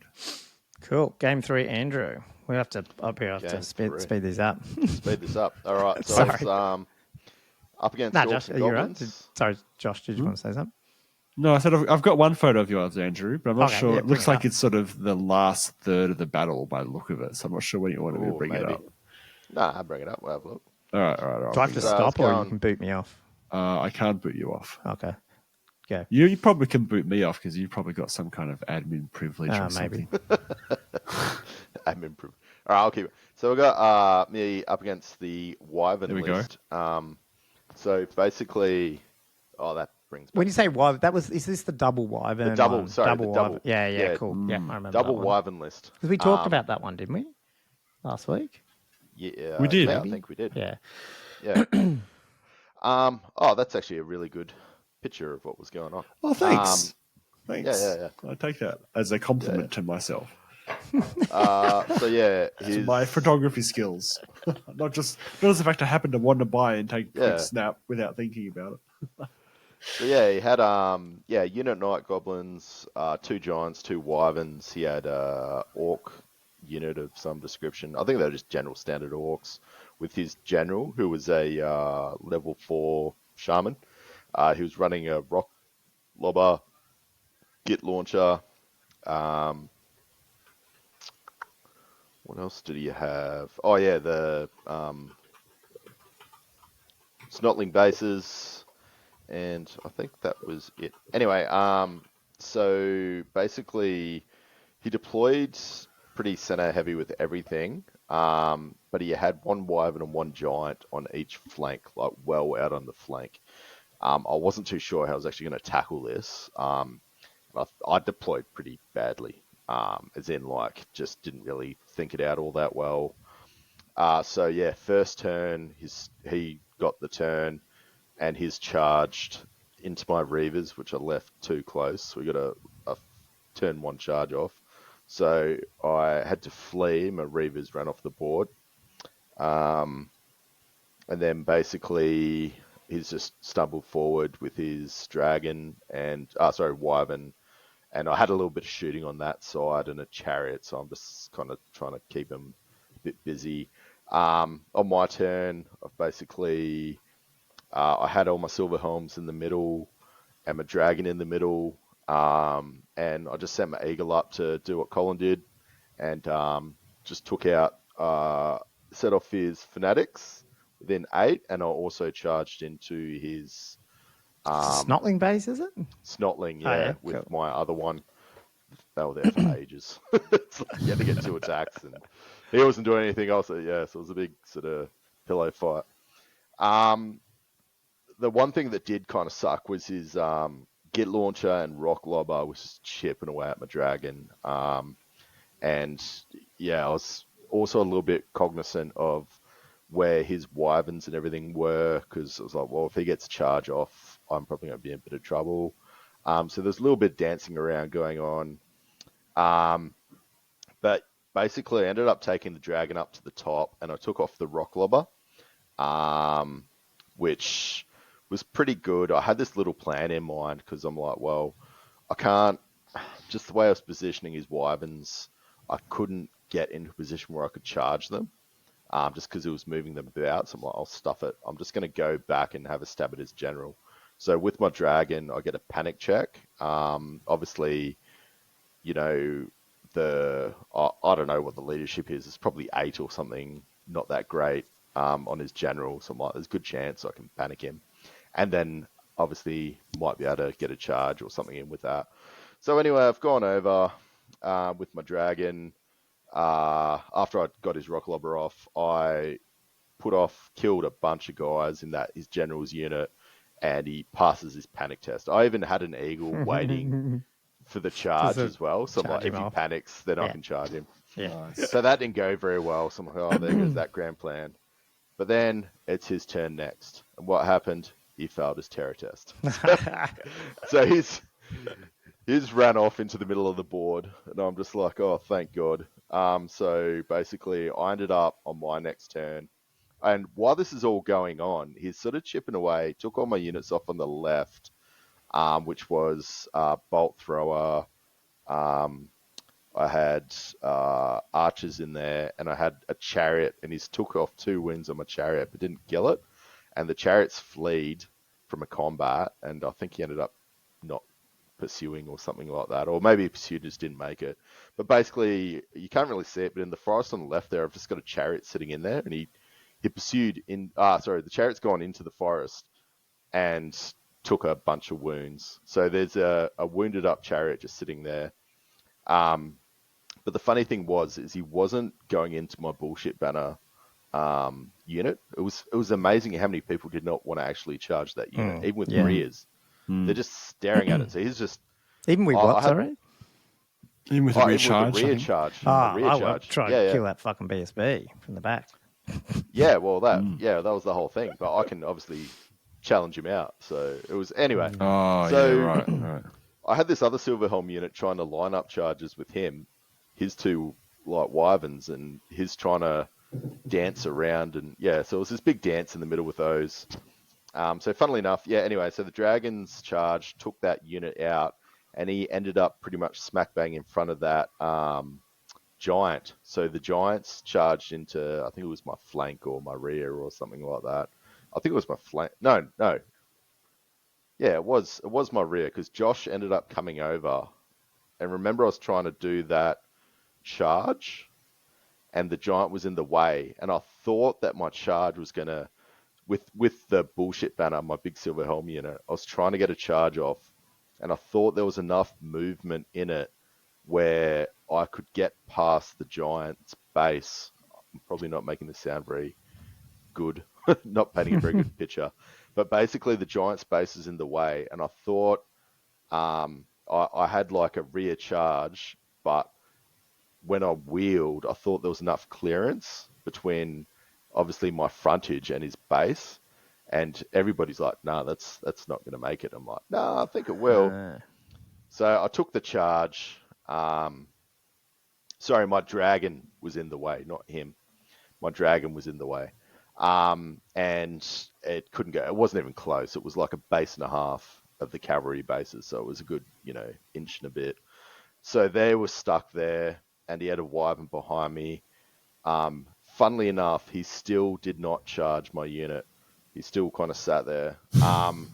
So he ended up killing off my dragon. Then it was my turn. So I've sent my Silverhelm unit into his giant, and he's come up behind me with his, for his turn. I didn't obviously kill it this turn. He's come up behind me and rear charged me with his wyvern with a BSB. What's happened next is I've challenged out his wyvern with my champion, and the rest of my unit managed to kill his giant. Then the giant's fallen over, smack bang onto my unit and his wyvern. Oh no! And it's taken off. Yeah. And this is where the bullshit banners come out and shine. So the first one, he's had a rear charge, and I'm in the front. And I managed to get a 5. And oh wow! won the combat or something. Yeah, on the battle banner, stayed in combat. And then on this second one, his giant's fallen over, killed my mage, killed 2 guys or something. Plus I lost the challenge by a heap. It's done all this damage. Funnily enough, the giant landed on his wyvern as well and did 2 wounds. So for some reason, those wounds count to combat. You combat res, even the giant falling over. And I'm just like down by a heap. But then rolled a 6 on the bullshit banner. Oh my god. Won the combat. His lost BSB double rolls, 2 rolls with the reroll, the leadership test for the break test. And then I ran him down. And he's just like, it was so swingy. He's like, what the fuck? Sort of thing.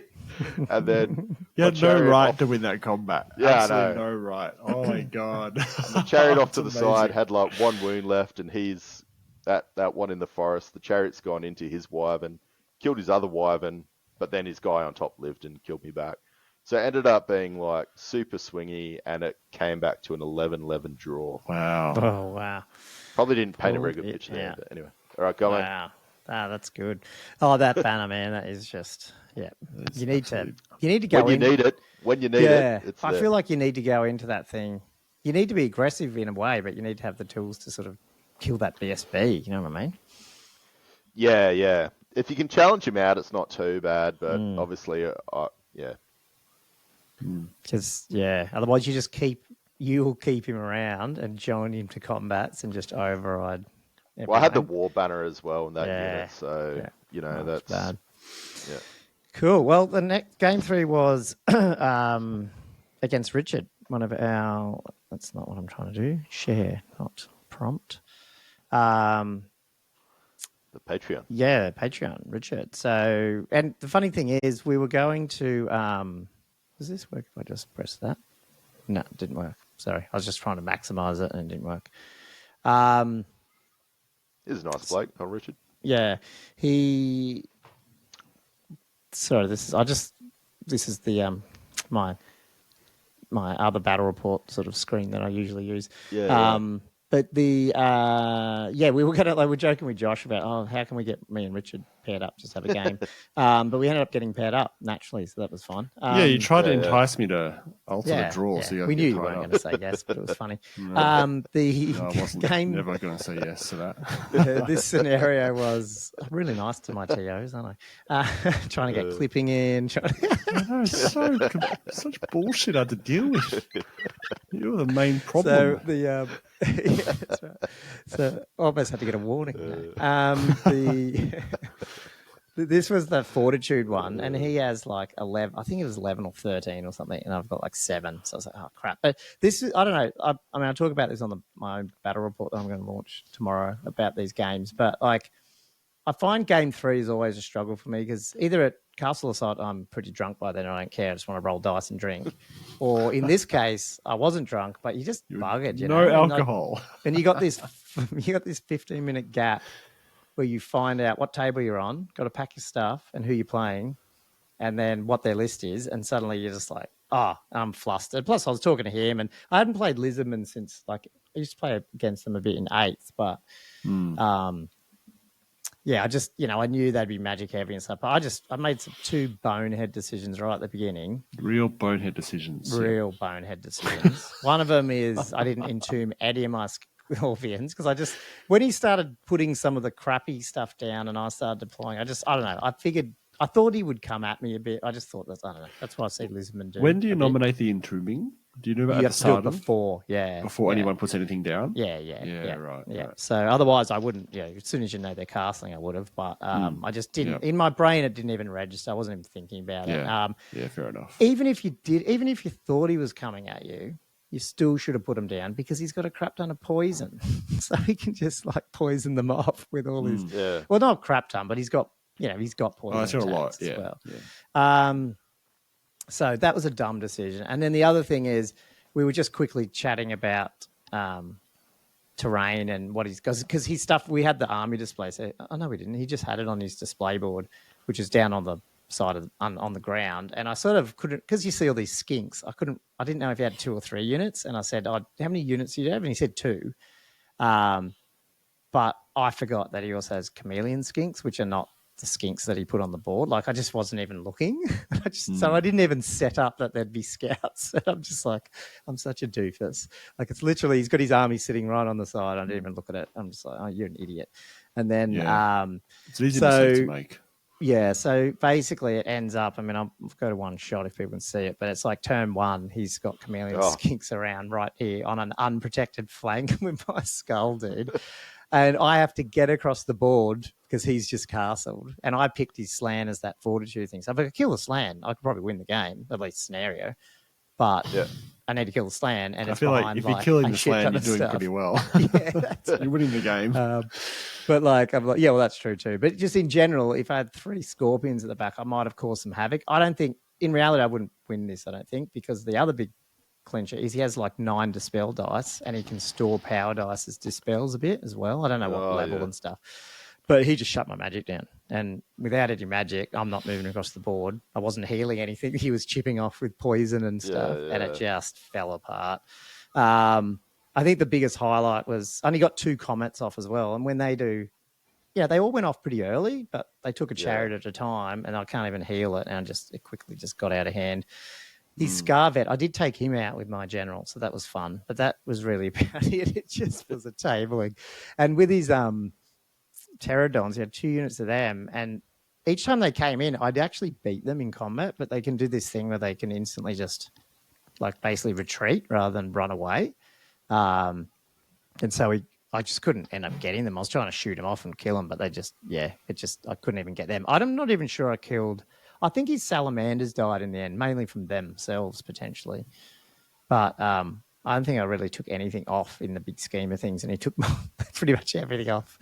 So I went down 1 to 22, and I was just like, far out. Like, I don't think it would ever be a win with that, just like with that magic dominance, but I would have liked to see what happened if I'd been able to get all 3 scorpions behind his line. At least a couple of them, just causing enough havoc to allow me to get across the board a bit more and not have as much focus on my stuff.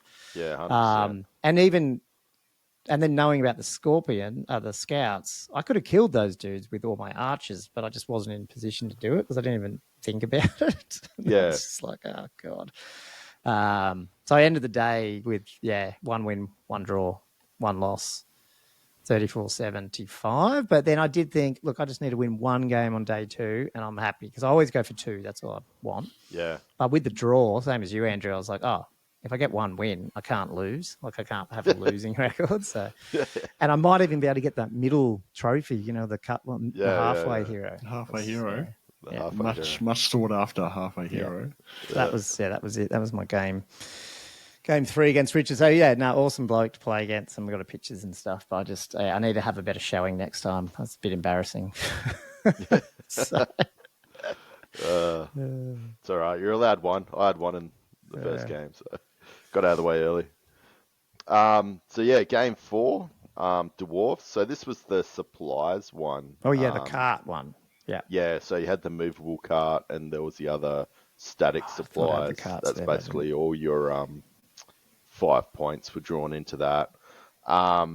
So being against Dwarves, his army had like a big unit Ironbreakers, big unit of Hammerers maybe, and a big unit of big unit of Longbeards, Ironbreak. Oh yeah. Was this sort of like that standard dwarf list we were talking about? Was that this? Yeah. Oh, it wasn't that, but it was very similar. Oh, okay. Yeah. So he had Warriors, Ironbreakers, and Longbeards, and he had a very killy lord. Very tough killy lord on shield breakers. Or shield bearers, sorry. This was the cart scenario, wasn't it? This is the cart. He had, you can't see it there, spoiler, but there was a cannon right next to that forest, which could pretty much see everything that I had.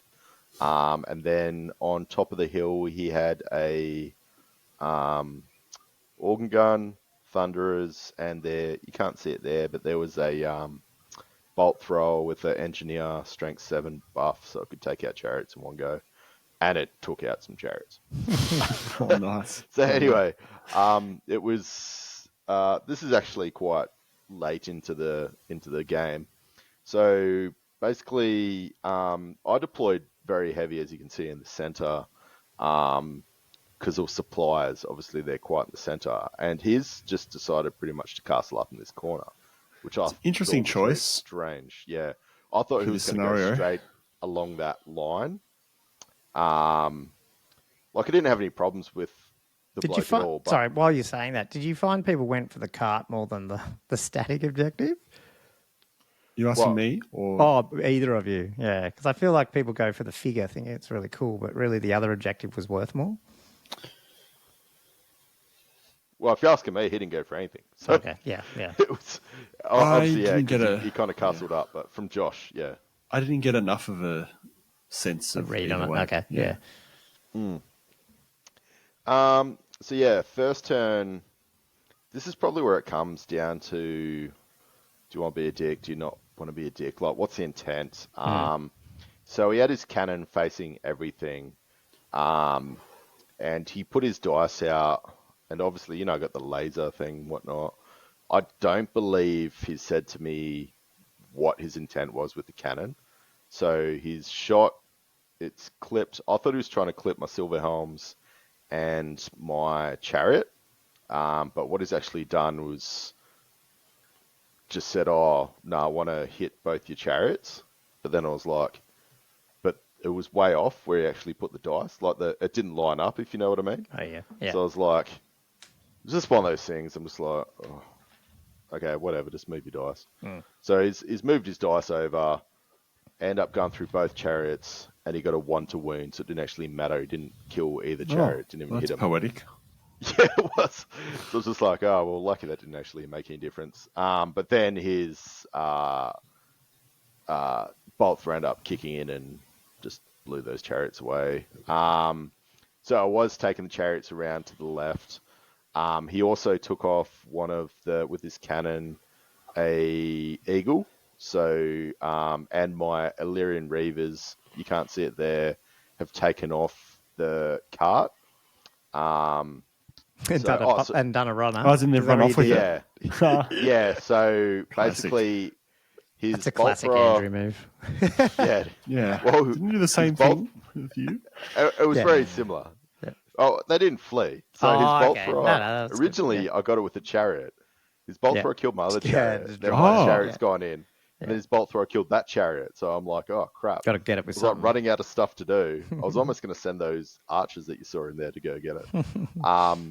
But then I ended up getting my Reavers in and positioned them where he could only get a back shot. So I think he took off like 1 or 2 Reavers, but they ended up running away into the corner. But yeah, as you can see, basically I've taken the supplies, the mobile supplies away. Funnily enough, I got his cannon with magic. There was the one, was it not Urana's Thunderbolt or whatever it's yeah, Uranus. that's 2 to Yeah, 6 strength Uranus 5 or something. Thunderbolt. No, that's Yeah, the D6. oh, the D6. I got like, yeah. I think it was like 5 or 4 on the D6. They all hit the cannon, and then I got 3 6s. And I Oh, took nice. his cannon. It was Wow. so lucky because that cannon was just causing me havoc. So basically, from that position where you guys can see there, that's sort of like where we've ended up. I've got the 2 suppliers. He ended up moving his iron breakers back. So I moved my dragon up, and I'm just like, he kept shifting back, and I'm like, the only way I could kind of get up close enough, I didn't have really that much chaff. I've got a feeling that eagle might have died, but I'm just like, I just came to the point, I was like, oh, do I want to risk that much of the game for X amount of points? Like, I think it was about turn 4 or turn 5. And you've got the objectives, like the main. We got the objectives. objective. You got both the objectives. Yeah. Yeah. So I was Wow, like, well, that's that's good. 5 points. So I think he was annoyed, but I was kind of annoyed because I'm like, well, look, you're castling up. I don't want to go into you. You're not coming out. So we just sort of had that. It was really weird at the end because we only took off like 200 odd points from each other. Like it was the most bloodless game. Yeah. And Paddy came over. I felt like there was a vibe. There was kind of like a bit of a thing that I didn't go in. But for me, I was like, well, look, I got my 15 points.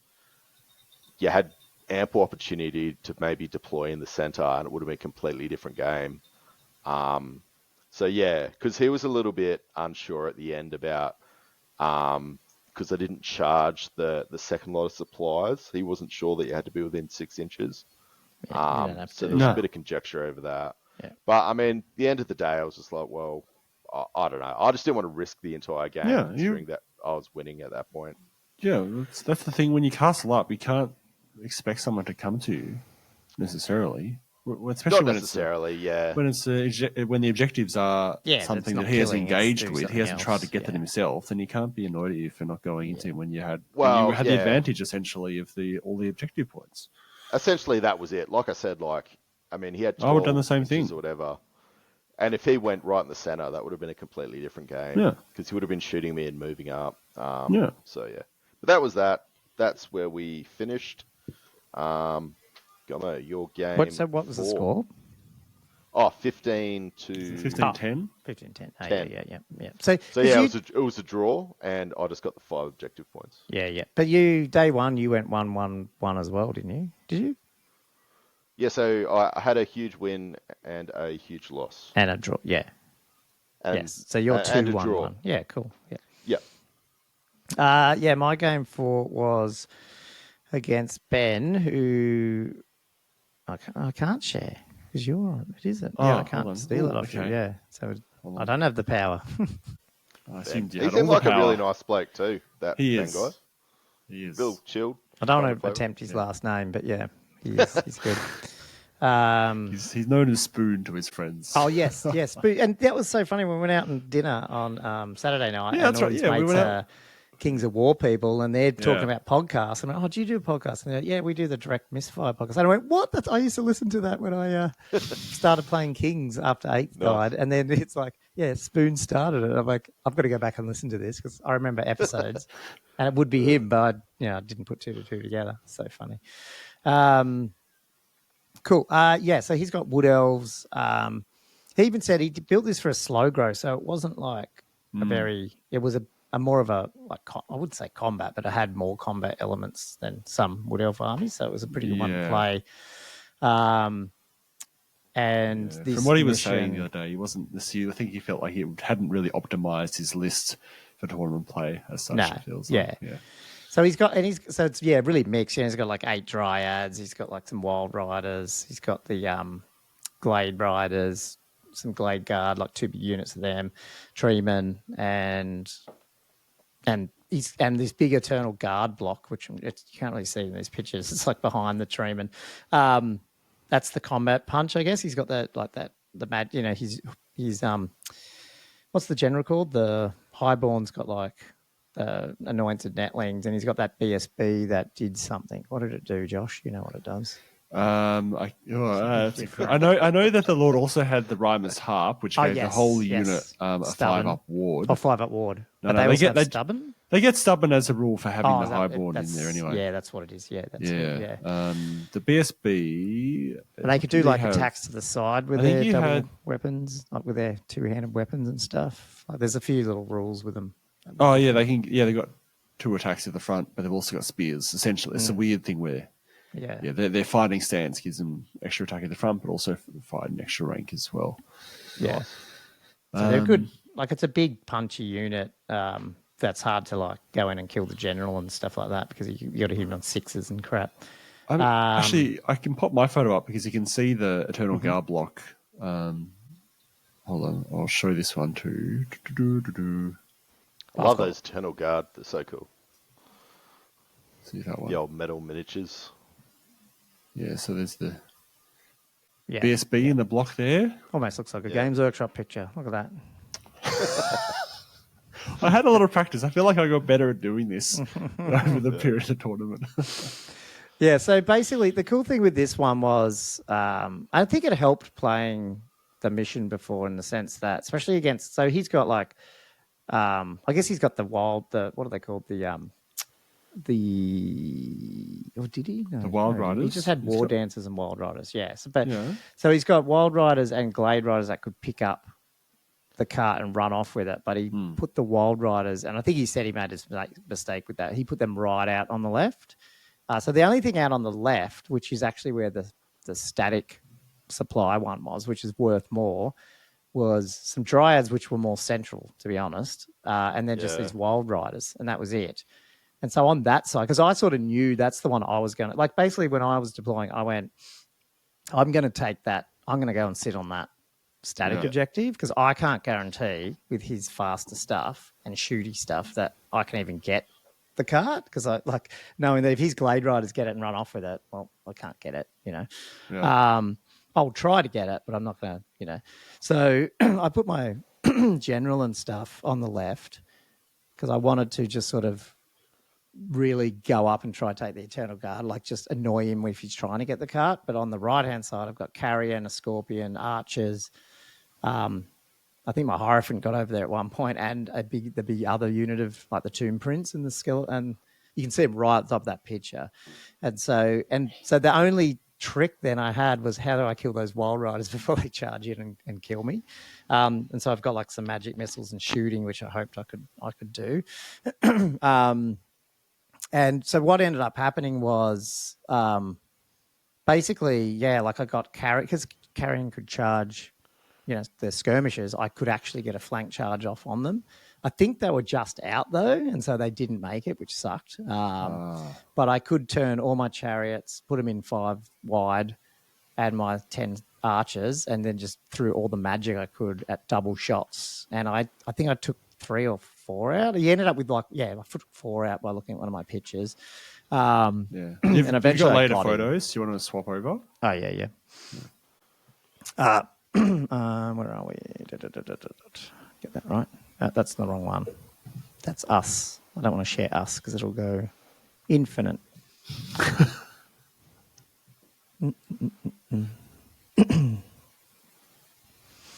Yeah, so like I'm down. I got him down to 1 guy basically, and eventually killed them. So then I just sat that unit on the objective. I don't want to go like turn by turn. It'll be a bit annoying. A lot of photos going on there. Yeah, that's right. The left one was like, and then in the left, if I jump back over to there, that's not the left, that's the right. Is there stuff on the left? Let me just see if there's anything applicable. No, I'll just move it up. His treatment and everything, and Eternal Card came through the forest, and he was like tree singing and across and stuff. But I basically just was able to, I guess he didn't commit his treatment into my unit straight away. He was like, and he wasn't even really going after the cart too much. Like I tried to pick it up with a Scorpion, and then eventually got killed, and then and so like basically none of us ended up with the cart. And the big combat was just probably what this clipping one we were discussing was sort of this was the combat where his Eternal Guard, like I've been shooting them as well. They eventually came out. My chariots got him in the flank, and we were really bustling. Like he was obviously doing a bit to me, and I was doing a bit to him. And then my Scorpion, I got him back over here and went to charge. And that's when I went, well, I don't want him to get like nailed with like, 8 attacks back at him or 10. So I tried to clip. And that's when I went, oh, can I do that? Like I was pretty sure I could. And he's like, no, you can't. And that's when I ended up, obviously I can't. That's when I was being an ass. But I wasn't meaning to be an ass. I just thought that was the rule. Have to get the TO over. Yeah, to get serious. And we brought it back. Like originally, he even said, "No, keep him there." Like because I showed him the rule book, but we didn't look at the appendix. I didn't know it was there. Yeah, I must have just wandered by. I don't think you got me. I think I just walked past and then. No, we tried to get you, and then so we got you for a different ruling. Remember? And then I said, "Oh, by the way, can I do this?" And then you were like, "No, you got to like line up." And I went, "Okay, cool." So I moved him over, and I think he might have done an extra wound back to him. So it wasn't really worth it in the end anyway. It wasn't. I knew it wasn't going to make much of a difference, honestly. Especially when it's tough 5. They're winning on 6s, So I got that. So it ended up being I think it was, I didn't have the score on top of me now, but it would have been like I'll have to go back to the other window. I won't share it, but just where's the scores? Where's my window? Sorry, guys. It would have been. It was a win to me. It was a pretty big win. I just can't remember the exact.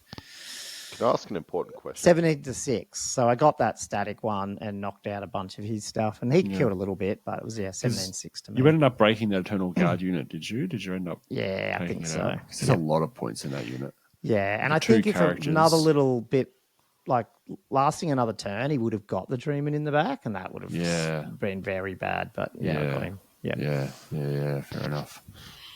So an important question. I'm sure Josh can help me out. Is that Weathertop in the center of the board? Yes, it is. It is. All that Lord of the Rings scenery. I literally that's grabbed every piece of scenery that I had.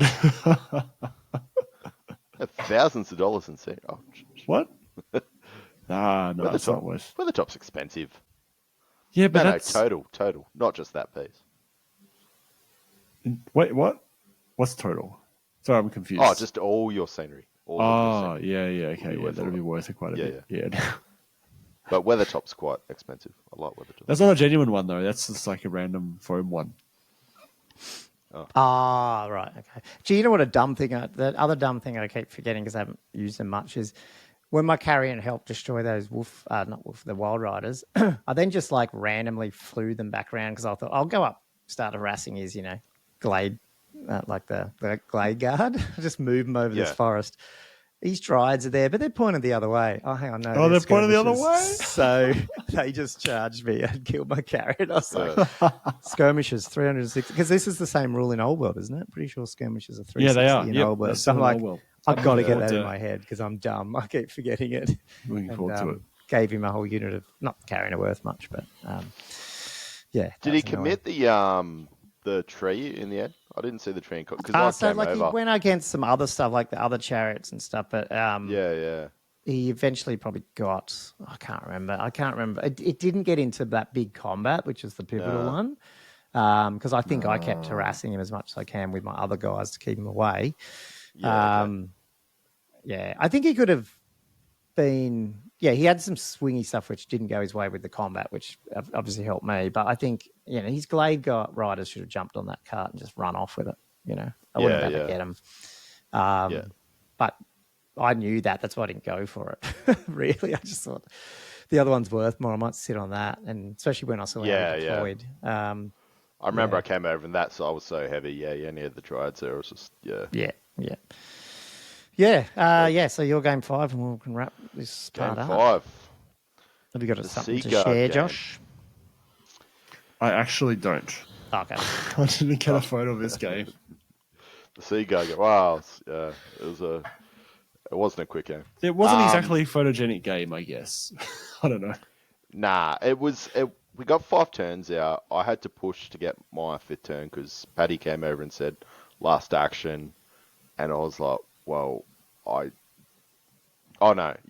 so last player turn, and then I was like, at the end of it, I was like, well, you've had your player turn.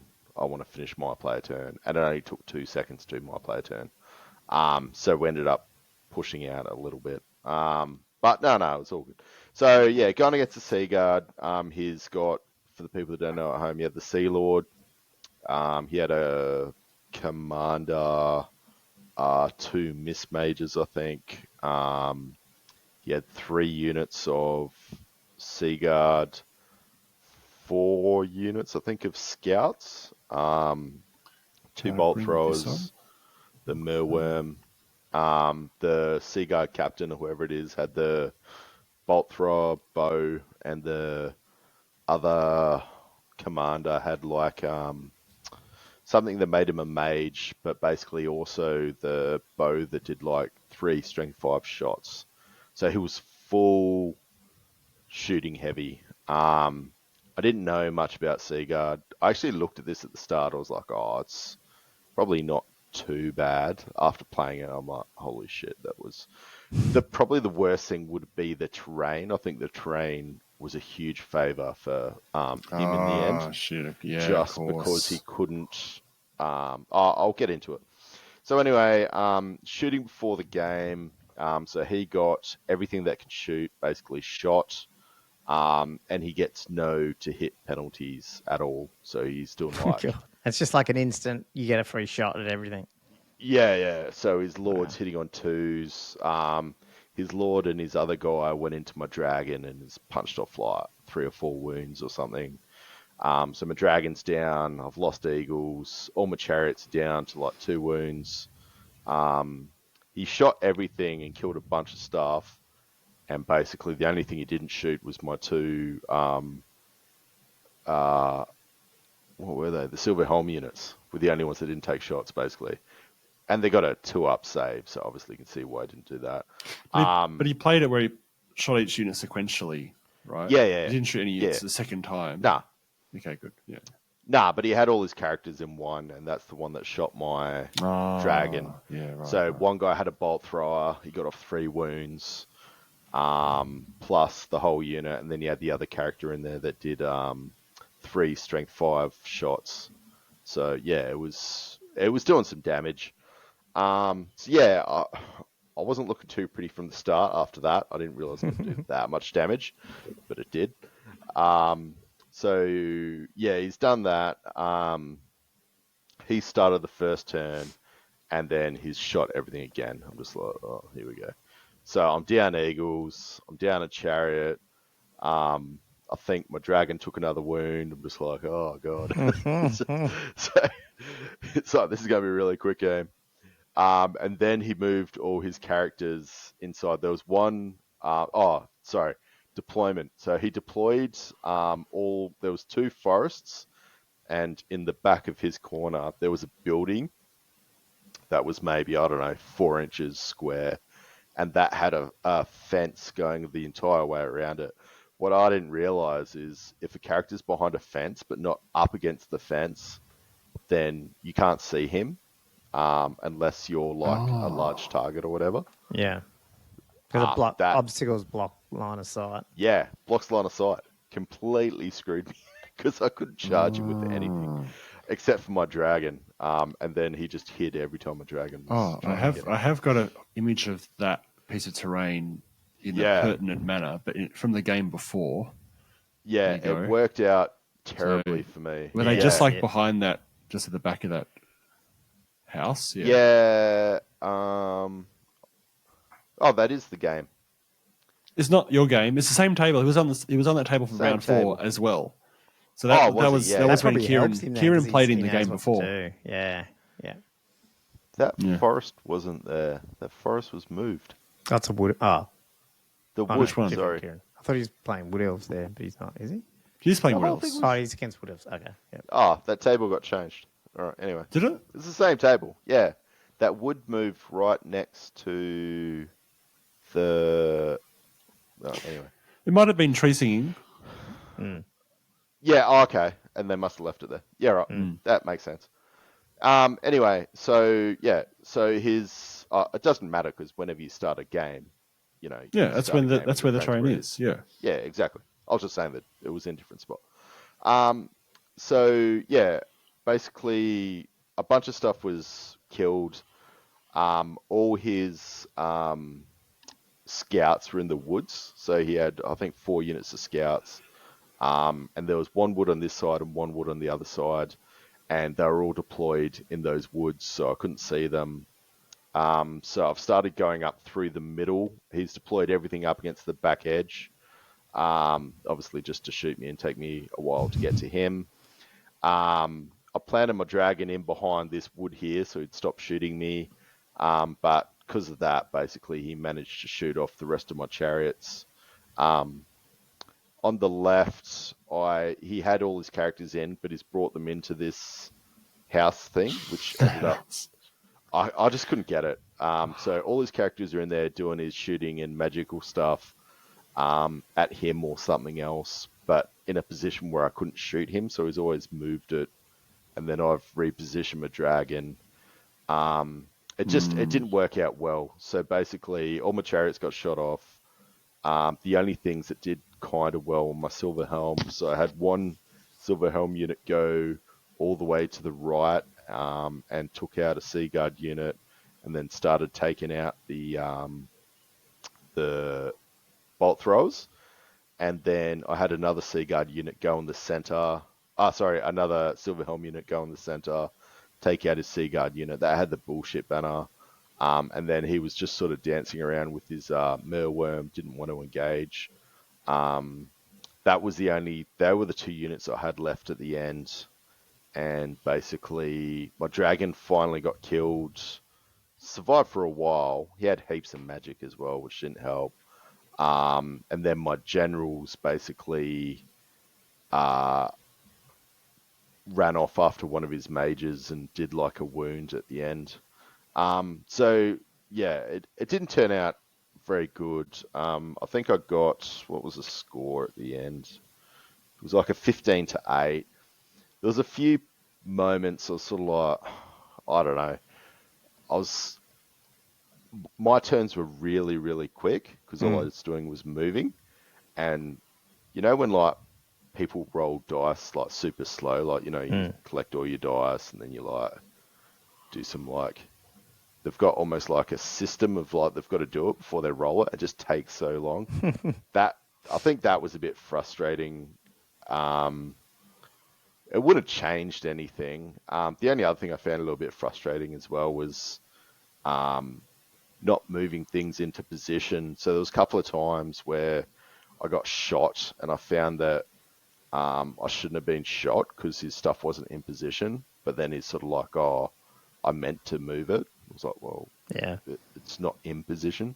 So he's kind of just moved it and he's like, oh, I'll just take half shots. I'm like, yeah, whatever. Right. Like, it doesn't really work in a tournament. Just a bit of that gaming etiquette. I always thought that'd be a cool podcast episode. I know people have done it before, but like, what are all the little things that you should do, especially if you're teaching a new person? Just like, you know.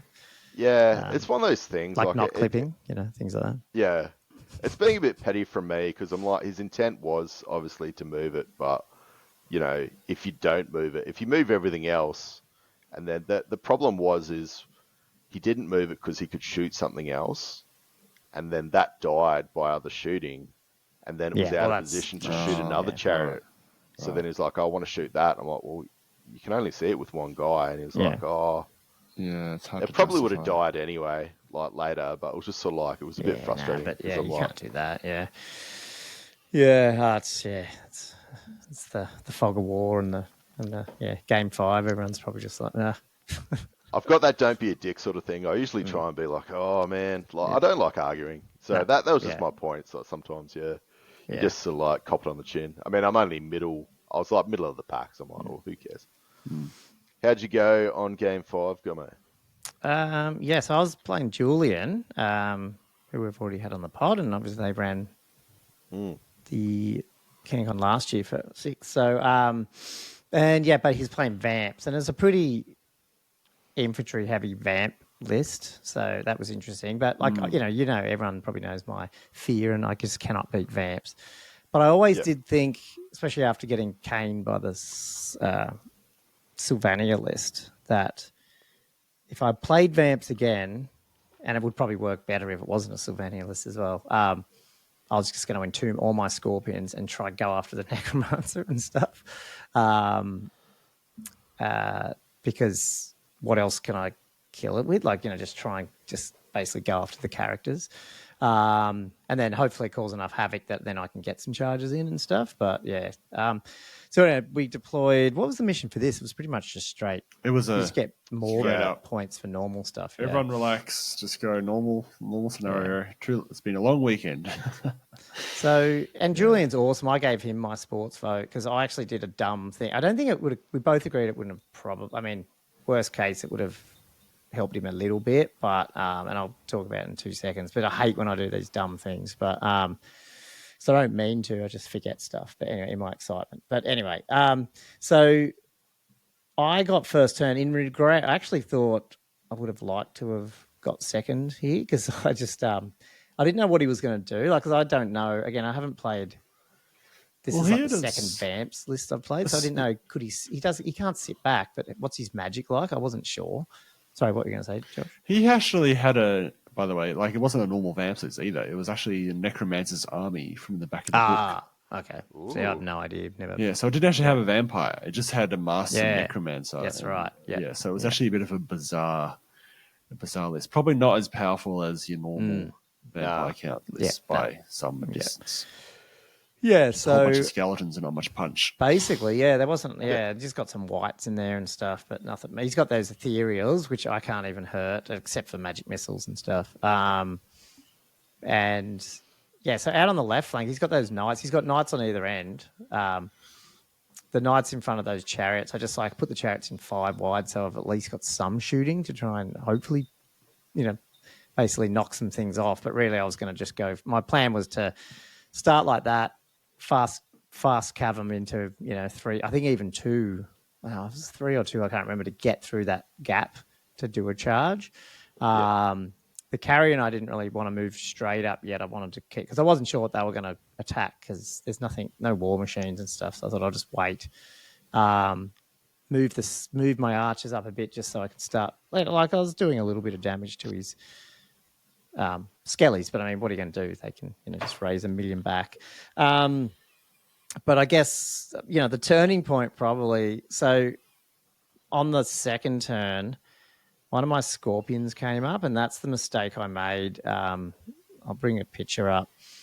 I rolled the 4 and then just put the scorpion down and charged. And it wasn't until the next scorpions that I went, fuck's sake, I'm supposed to roll the dice for misfire. Yeah. And in the second turn, both scorpions came up, both scattered, but not very far either. And he's like, man, probably worst case, it would have scattered around there and you still would have made the charge anyway. But I went, I could have misfired though. I was like, it wouldn't have probably changed a whole lot. It just would have meant one extra turn of not having that scorpion in their ass. But it just shits me when I do something like that. And I don't know how you can even take that back because it was a whole turn back, if you know what I mean. Yeah, you just can't. So on my turn 3, or going into turn 2 probably, after that scorpion had done that, I magicked both chariots into his units and stuff. And I guess that's the one thing Julian didn't realise. He thought, like I'd said, like he knew I could charge, but I think he said he thought it was 8 inches, like it wasn't going to be a full charge move or whatever. Like he just totally didn't realise. And I was like, oh man, I'm sorry if I didn't. Like, I don't think I really, by turn 5, I wasn't explaining totally them and, the march, how far they'd go. But so he was fine with it. He's just like, oh man, that's like, it's just straight in. Like I probably shouldn't have moved up that quick. And I got the chariots, both chariots into both units. And obviously the next turn, the other 2 scorpions came up. So then it was just this big mishmash in the middle of units but it's not like there's so many skeletons that I wasn't wiping them out. They were just like, in fact, I think one of the turns he still won combat with all his, his champions did some more wounds plus then, combat res and all that. But I wasn't going anywhere either. And then I just moved all my necromancers, my Hierophant and stuff so I could heal. I could be it's got the Undying Legion banner plus my necromancer, not my necromancer, my Hierophant. So I was just bringing chariots back until the scorpions came in, the other ones, and then he then recharged those scorpions with the other skeleton unit, and then it just turned into this big. It was so fun. We were just adding up combat res and crumble, and he was crumbling faster than me. The knights died, and then those skeletons on the left, the chariots came around and helped as well. The funny thing, those what are they called? The ghost things, the ethereal dudes. They went up, got my casket. I couldn't. Spirit host, It was they were stuck there for a bit because he was whiffing his attacks, but it's just combat res. I was just hoping combat res would get them. Eventually, I think I got a scorpion into them, and eventually I popped them through combat res. But it took forever. But in terms of I got his necromancer, I got all that. So then he just started to crumble, and then by the end of the game, I tabled everything. It was all gone. Yeah. So it ended up being like a 21 to 4, I think it was. Yeah. Big win. Little bit tainted on my part. He didn't care, but I was just dirty with myself. So I just got too excited because I was like, I got a scorpion. I'm going to go up his butt. But is what it is, I guess. But so that was a big win. So I ended up with 3 wins, which was better than I thought I was going to go. Yeah, sweet. Did you charge the Black Knights, or did they charge you? No, I charged them as well. So in that second turn, I charged. Both chariots got in. Oh, they both got in. Yeah. Yeah. And he didn't really have that much dice. He had no scroll. So like, and I think he did try to dispel some of that, but just wasn't rolling high enough. Yeah. Yeah. So no, it was good. It was a good win there. Yeah. So day 2, I went pretty good. I was quite happy, and that made me even a little bit more annoyed at myself that I just didn't eke out a few more points on game 3. But there's no way I could have. I don't think I could beat that list. And then when I looked at the standings, I was like, even if I eked out like 3 more points, it wouldn't have put me really anywhere different anyway. So yeah. Was pretty tight in the centre, but yeah. So what did you end good. up with? You were 70, 13th or something. Yeah, I think. Yeah. So it's my best result ever that I've played in. So I was quite happy with it. Like, to be honest, it's like I felt like I knew what I was starting to, which is a bit annoying because now Old World's here, it's all changed. But like the two things, I've started to get a feel for how to play them and stuff. Yeah. I think. Yeah, 13th there was 3 guys on 72. Ben, Leopold, you and Josh. So all 11, 13, 12 and 13. Oh, okay. Right. So it's technically 11th, 12th or 13th, depending on alphabetical order. Is that what you mean? Yeah. It's got battle points. Well... Oh, no, you're right. There is battle points, but that doesn't go into this calculation. Yeah, I know. I need to pull the paperwork out and go, who had more scenario points to work as a tiebreaker? But it says 12 here, but yeah, you're right. Yeah, so these ones were. But see this, like Jamie and Alex are like 78 and 79. So even if I'd like killed an extra unit of Richards, I would have got to like 74 or something. You know what I mean? Like, it wouldn't have really changed much. Might have hit into top 10, but it'd have to be pretty high to do that. So yeah. No, he did well. It was in that field. Yeah, no, it's good. Big tournament. And then we move on to the Old World. We're probably 6th edition to everyone out, but I think this podcast is mostly going to be Old World moving forward, except for a little bit of updates from Josh. Except for all the Joshua updates. Yeah. The various logos and or Uprising tournament and all that kind of thing. We were going to do like where we're going next, but maybe we should, but just as a quick thing, and then we'll obviously have more in-depth stuff next week or whatever. Like, what are you guys going to do? Like, it's done. Obviously start reading the rule books, but like, are you pulling bases off things? Like, what are you doing? I mean, obviously we're getting games in. Let's talk games first then. Oh, no. Can I talk about what I'm doing basing-wise? Because this is kind of exciting. Yeah. Okay, go. This is something I was working on today. Where am I going to put it? Okay, so is it this one? Yeah. Oh, you got some pictures? I've got a photo. Can I put this photo on? Go for it. Oh, right. Sorry, you've already vacated it. Thank you. So this is what I was... This is an early prototype. You did that thing you were talking about. Magnetized lance formation adapter that can be converted into a blunted lance. Yep. So I think it might work okay. Mm-hmm. Yeah. We'll just it might take a bit of playing. So I've got another one. So I've got because the thing is the way I'm. Why is this taking so slow? The way I'm running it, I'm trying to leave enough space that I can actually do some modeling on the adapter base as well. Yeah. And because the other thing is, I don't think I could do this style if I rebased. Mm-hmm. You know what I mean? So because if you've got 30 by 60s, there's no lip on the edge for me to magnetize the actual movement tray. Mm-hmm. So this can only be done if with a OG sort of mode. But there's enough on this. Like the other thing I'm having fun. The idea is that I can actually not just have them in the center of the adapter. So you can have some variants. So I can push it back a little bit, push it a bit forward, off to the side, and maybe put some bits of terrain and stuff, in those gaps as well.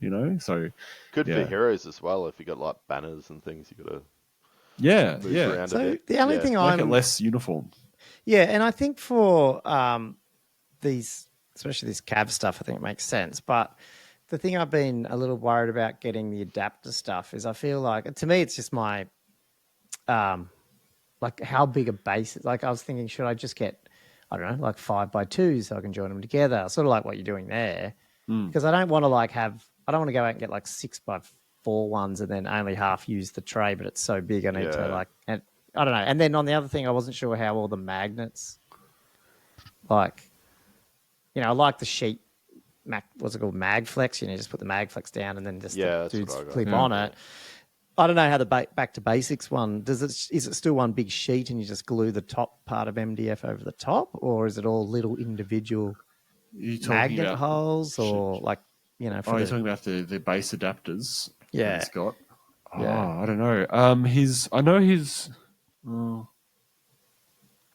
When I've done I think you can do either way. Like I know that with 'cause I've seen some that have the magnets skirmish in them trays as well. Yeah. With the skirmish trays, I think you can either just put one big thing of the Magflex stuff on the bottom and then stick And glue the top glue one it on top top, of that. or you can just cut little squares out and put them in each hole. Yeah. I think it's plausible you could do either one. Yeah. And it's not an issue. It's just, I don't know. I'm half tempted to start.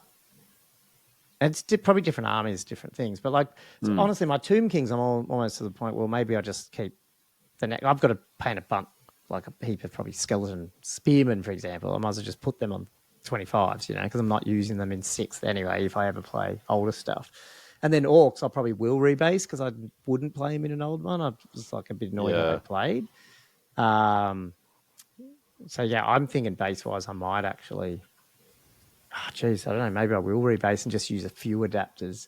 My view of this, like Andrew, if we play Friday, for example, my view is I'm not worrying about base size at all. I don't know. Nah, not for this Friday. Yeah.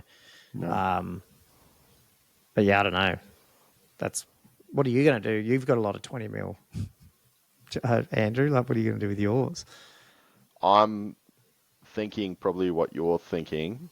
For the moment, I'm not going to bring High Elves to the Old World table. I'm just going to leave them as is. One thing I haven't played in a while is Vamps. And I'll probably, even though it's not supported, I'll bring Vamps over to the Old World. I actually don't mind the way they play. Absolutely supported. There's a whole army list you can use. Definitely supported. That's why I've got the... Oh, sorry, I didn't. I think I was looking at the screen when you did that. No. And to everybody listening, I've spent a bit of money. On as the I spoke to you podcast, guys. people wouldn't. Oh, no. So I actually got them professionally printed up, the Chaos Dwarf and Vampire Count PDFs. Yeah. So they're on some nice shiny paper. The only thing I need to do, I was trying to find a nice piece of artwork, and maybe I can superimpose the Old World, Warhammer the Old World on top. Yeah. Well, have like a Richard nice was little asking cover that page. on our Discord, and I could probably do it, but he was saying, has anyone got the Photoshop skills to, take the Ravening Hordes book title and change that picture in the middle, which I think that'd be totally easy to do, and the logo. It's the font down the bottom, which of, Ravening Hordes, whatever, changing that round, or finding the closest font would be a bit annoying. A proper graphic designer would do it in 2 seconds, but... You're saying the first book you've got is actually a print off from the the free supplement before you've got physically any rules in your hand. Yeah. So ironic. So It cost me a lot of money. It cost me because you get quality paper and you go to a place and get it printed off. It's not actually that cheap. Well, I went to Officeworks today because I had to pick some other stuff up for school for the girls, and then I was like, I'm gonna print a rule book out for Friday, because not only that, and I was even thinking this, like, I think I'm going to use this rule book because I probably want to highlight the bits I want to make sure put like tabs in it, and I don't want to do that in the rule book. Yeah. So I actually might end up printing, and then because when I went there, I talked to the lady, and she went, "Oh, it's cheaper if you print it yourself, and we just bind it." I went, "Cool, no worries." And I went over, plugged the stick in, and it's more than 50 meg, so you have to go talk to them. So she split it into 4 PDFs, and then then she went, but the plan wasn't to print the whole thing out. It was just to print the first 4 pages, which are all color. So it's like the color, like the contents plus the cover. Yeah. And then I think black and white for just the rules section. Like, I'm not putting all the fluff because that's what the book's for. But now but that would still cost all up, like, I don't know, $50 or $60 of printing. Yeah, it's expensive. And then, but the color would end up being like 100 and something. Yeah. But then I don't know. Then I started thinking, well, if I'm going to use this forever, because that's going to be the book. Because the cool thing about the binding is you can open it right up and, it doesn't get wrecked and stuff. And I was thinking maybe I should actually print it on better stuff. Costs more. I love how you but it's convince my, yourself. Yeah, that you it's should my spend more money. tournament. It's my tournament rule book. Where I can write stuff in it, highlight stuff. Yeah, I would it's true. never Wouldn't do it be that. cheaper just to buy a second official book and just use that? Given that I've already don't bought use 3 common of sense, them, Josh. Don't use common sense. given that 3 of them are coming to my house, that could be a point, Josh. But you can't open them right up and stuff and make notes. And I don't know, maybe you got to wait 10 days. You got to wait 10 days. Yeah, there's 10 days to 10 wait. days. Well, I think, but printing the books was purely for, I think if we're playing our first game, we're going to just be looking at so many rules. I feel like I'd want to have one that I can have fully open and, I don't know. I don't know. You guys don't like the idea of me printing the books then? Oh, No, you can. you bought 3 copies of them. You don't. You just I've already wait a sold week and one a of them. half. To know how expensive it was. Kieran's buying And it was one only off. 20 Okay. pages. Yeah, I know. I can't believe it's that. But I mean, I can print the black and white on. I mean, I can print color on my laser, but I just don't want to go through all the toner. But maybe that's cheaper Yeah, all than the time. I've got a printing it. laser printer. Yeah, but their ones are better. Officeworks comes out They nicer. are. They're good. Yeah. They are Yeah, good. but you're just using it as A temp. temporary, Temporary. as a throwaway one you can write notes and stuff on. Like, Yeah, but the issue is, why are you looking for the highest quality? have you paid for brand new toner? Because I used to buy the cheap toner and then it just runs out all the time. So now I buy decent stuff. But my kids go through it, and if I go through it, I'm up for like $400 of toner. So I'd rather just go to Officeworks. Yeah, and but go, is that still? Yeah, surely it's cheaper than Officeworks. But it would be. Yeah. It'd be Yeah. just, do I want to burn through my color? I don't know. I just do. There's nothing wrong with black and white, but some of those diagrams are, it's the purple one and the red one, but I mean, I don't think we need to worry about that. You'll know what the diagram is. Like, honestly, if I was doing it, I would just do it off my black and white laser printer without a second thought. Yeah. And we wouldn't have this I discussion. don't know why you're even doing it in color in the first place. Well, the colour would look better on the cover. So I've But done you the have cover. an official book. You just Yeah. use it. He's got three official books. Can't you tell? I'm just so obsessed with old world. I just want something. I need it now. It needs to look good. That's why I've got the magic cards all printed out, because they need to look. It needs to look good. That's impressive. I can't believe you got the magic cards all printed out. Yeah, but you know That's what? really So cool. the annoying thing, everyone's been asking, can I get a copy? Can I go to copy? I didn't make the actual, that side of it, this one. And I can't even find he's on the other Discord, and I tried to find his name because I want to ask him some stuff. But because I want to know, does he care if I share them? But he didn't do a backing, so I've done backings. But the funny thing is, I did them all, not all of them. I did the ones I cared about. And then they're wrong, and he's fixed them again. And so I'm wondering if he was a play tester, because everything that was wrong, they're not all wrong, but like say 1 to 3 spells were wrong in nearly every deck, and he redid them. Yeah, right. And like the things that they were slightly wrong. Yeah. Yeah, so the things they were wrong about generally were the casting value or the range value. Oh, yeah. And I don't know who the dude is, but I'm Interesting. like, I reckon he was a play tester and he had them earlier, and and I've ended up printing those ones out, but they're actually wrong when I look at But I noticed he'd updated them, and then I went, "What? They're all." So lucky we weren't playing on them, because we would have been using the wrong casting values. So I went back and double checked that they're all right now from the book. But I'm like, I think he's outed himself as a play tester. Were they nerfed or buffed compared to the playtesting values? Was there a general trend you could see? Nerfed. So most of the spell went up. So there was some that were like 5s and 6s that went to 8s. Ooh, And then that's most of a the big ranges went from like 24 to 21 or 18 down to 15. Stuff like that. jump. I Wow. was going through Magic today. There's some kick-ass spells. Like Magic is strong. Yeah, I Like, think it's Not stupid. Like everyone No, takes a it's strength not test, game and if you changer. fail it, you die. no, not like those ones, but yeah.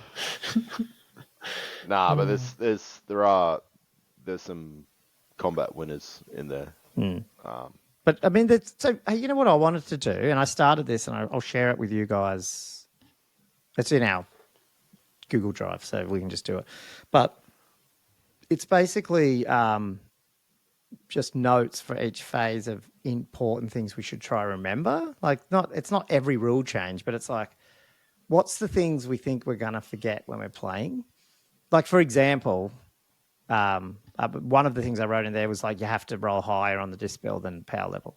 Do you know what I mean? Like when you're dispelling, it's not equal. You have to roll Oh, above. okay. Yeah. You know, and I've seen that wrong on multiple bat reps already. You know, Yeah. that they're dispelling it on the same value. You know, so I was thinking, what are the cool things that you guys end up? And I'm sure you're looking at them and you go, oh, I'll forget. Like if you find something like that, like put it on this doc. Because I reckon if we then play, Andrew, and then you, Josh, when you play with Nick, which you should bring up on the podcast and laugh as well as I was about to bring that up. I was getting to that. We could use that sheet as well and just go, okay, that's right. Yeah, got to remember that. Yeah, there's a few things like that you just, you know, easy to forget if you don't just, I don't know, make that note. Cool. Yeah. Anyway. Because So you guys have your game.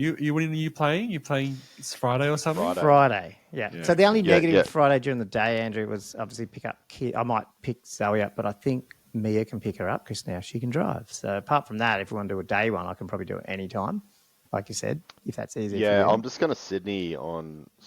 Well, we can talk about this offline. Yeah. Oh, okay. Don't worry. Yeah. But I reckon this will be the prelude to the first bat rep. Gotcha. Which is probably going to be another very slow game, but we'll maybe do your first game and then do an actual battle rep. You know what's actually going on. Because Nick Gentili is coming over to play a game with me on next week, which is very exciting. He seems very super keen, which I like. Oh, he's so keen. He's so excited. I haven't seen him excited about fantasy since 8th edition, since he was throwing those white lines around the table. Oh dear. You know, he was hanging around on the doubles, but he was watching me play with my Kulta Slanesh. Yeah. You should have seen he was so disappointed at how crappy Dark Elves are in 6th Ed. He was like, he was asking because I was shooting things. He was like, "Oh, what are you shooting those dark shards at? Like the Crawpita crossbows?" And he's like, "Don't they have armor piercing?" I'm like, "No, they're just strength 3, mate. They're not armor piercing, nothing like that." And then I was about to shoot the shades, and he's like, "What do you mean 14? Aren't they BS5?" I'm like, "No, they're BS4." And he's like, "What? They're BS4?" And he had literally got my shit and checked it. And he's like, "They're only BS4." Josh, Dark Elves are shit in 6th edition. This is terrible. All the stuff that they have, they're just like in 6th Ed, they're just like crappy elves. I didn't even get to the part where, Cold One Knights have only, the Cold Ones only got 1 attack. They can't use the toughness of the Cold One, you get on the Cold One and suddenly toughness 3. Yeah. I was looking at the old world stats. Yeah, they're tough 4. Cold Ones have got 2 attacks. Like, they're actually so much better in later editions. His face was like he'd eaten his horrible sour plum when he found out that Shade's only a PS4 in 6th Ed. Well, I wish we had our recording on the Saturday when he was describing his pre High Elf 8th edition book. The 7th Ed book in 8th Ed. That was so funny. Absolute bent rules. Yeah. Describing it to the Kings of War players. That was funny. As only Nick can do. We could not even attempt it. Oh, you couldn't replicate it. He'd have to do it. It'd be so funny to hear that. But yeah. Cool. Anyway, well, that wasn't a massive old world chat, but I'm assuming we'll start talking a lot more as we get games in and stuff. Absolutely. Absolutely. No, well, I had to get that out of the way, but yeah. No, yeah. We wanted to kind of wrap up. I think that was totally worth it. And now that that's all done, we can really focus on building for it. On the old world. Yeah. Now I've got time to read rules and think about it. And I was thinking about it's so funny. Like, I was with the orcs. Like I'm tossing up between. Obviously, I'll redo my Tomb Kings and add to them. Not redo, like rebase some of them and add to them. And put the what I've been doing. Put the big gribblies in and stuff like that. But I feel like that's just an evolution of what I've already done. But to do a whole new army or adjust one, the orcs were the ones I was thinking about. And then I was just starting to realize how much other little orc stuff I've got that I just never put together. Like, I still use those old 4th edition Doom Divers, but I've got 2 metal Doom Divers, the bigger, the proper ones. And I'm like, oh, cool. Now I don't have to rebase the old ones. I'll just do the new ones, Do the new ones. So it should be good. Yeah. And I picked up the nice Bombard from Medbury Miniatures. Yes, that's right. My first old world specific purchase. And it's a third party miniature because GW don't have one. So, what choice do we have? I definitely want to paint up Bombard looks so good. That Witch Elfie. What is it? Yeah. Not Witch. What's it called? What's the other mini that we got with the 6th edition rulebook on him? What's his? Oh, the Witch Hunter? Witch Hunter, with the 6th ed book. I haven't actually looked at the Empire, but I'm assuming that'd be fun rules as well. Oh, is he a witch hunter? I'm assuming he looks like one. I don't know. Oh, I thought it was just like a scholar sort of. No, he's supposed to be a witch hunter. Yeah, that's where he's got the He's big got a Warhammer hammer. thing. Yeah, he looks Why like does that Scholar sort have a of Warhammer? classic witch hunter dude. That I love that model. Yeah, It was very good. I got 2. I had to cool. get 2. Yeah, So Of course. awesome. I don't know why. Okay, well, Right. I might give it a wrap, and then we can get this one out, and then there's going to be old world stuff dropping on our YouTube as well. Like, I'll probably get some other videos out as well. We'll get these bat rips out as they start dripping Yeah. out, and I when was we gonna get our do maybe a books, book we'll do review. we'll go through all that and add out. I know it's all out on YouTube, but we'll add our own take as usual. So Yeah, Anyway. no. And once you've got the set up for the bat reps, hopefully I'll be able to do some as well.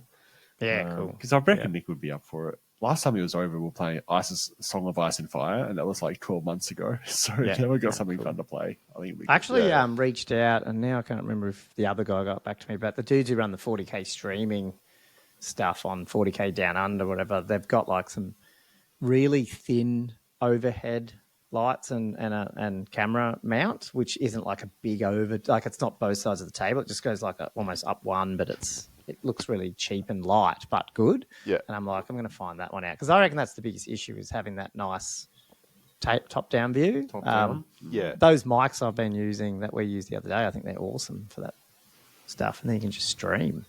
Yeah. Yeah, Nice. yeah. Yep. All right. Anyway, cool. Well, I'm going to let you guys go. For all our listeners, big thank you again and listening to our rambling about 6 and now Old World.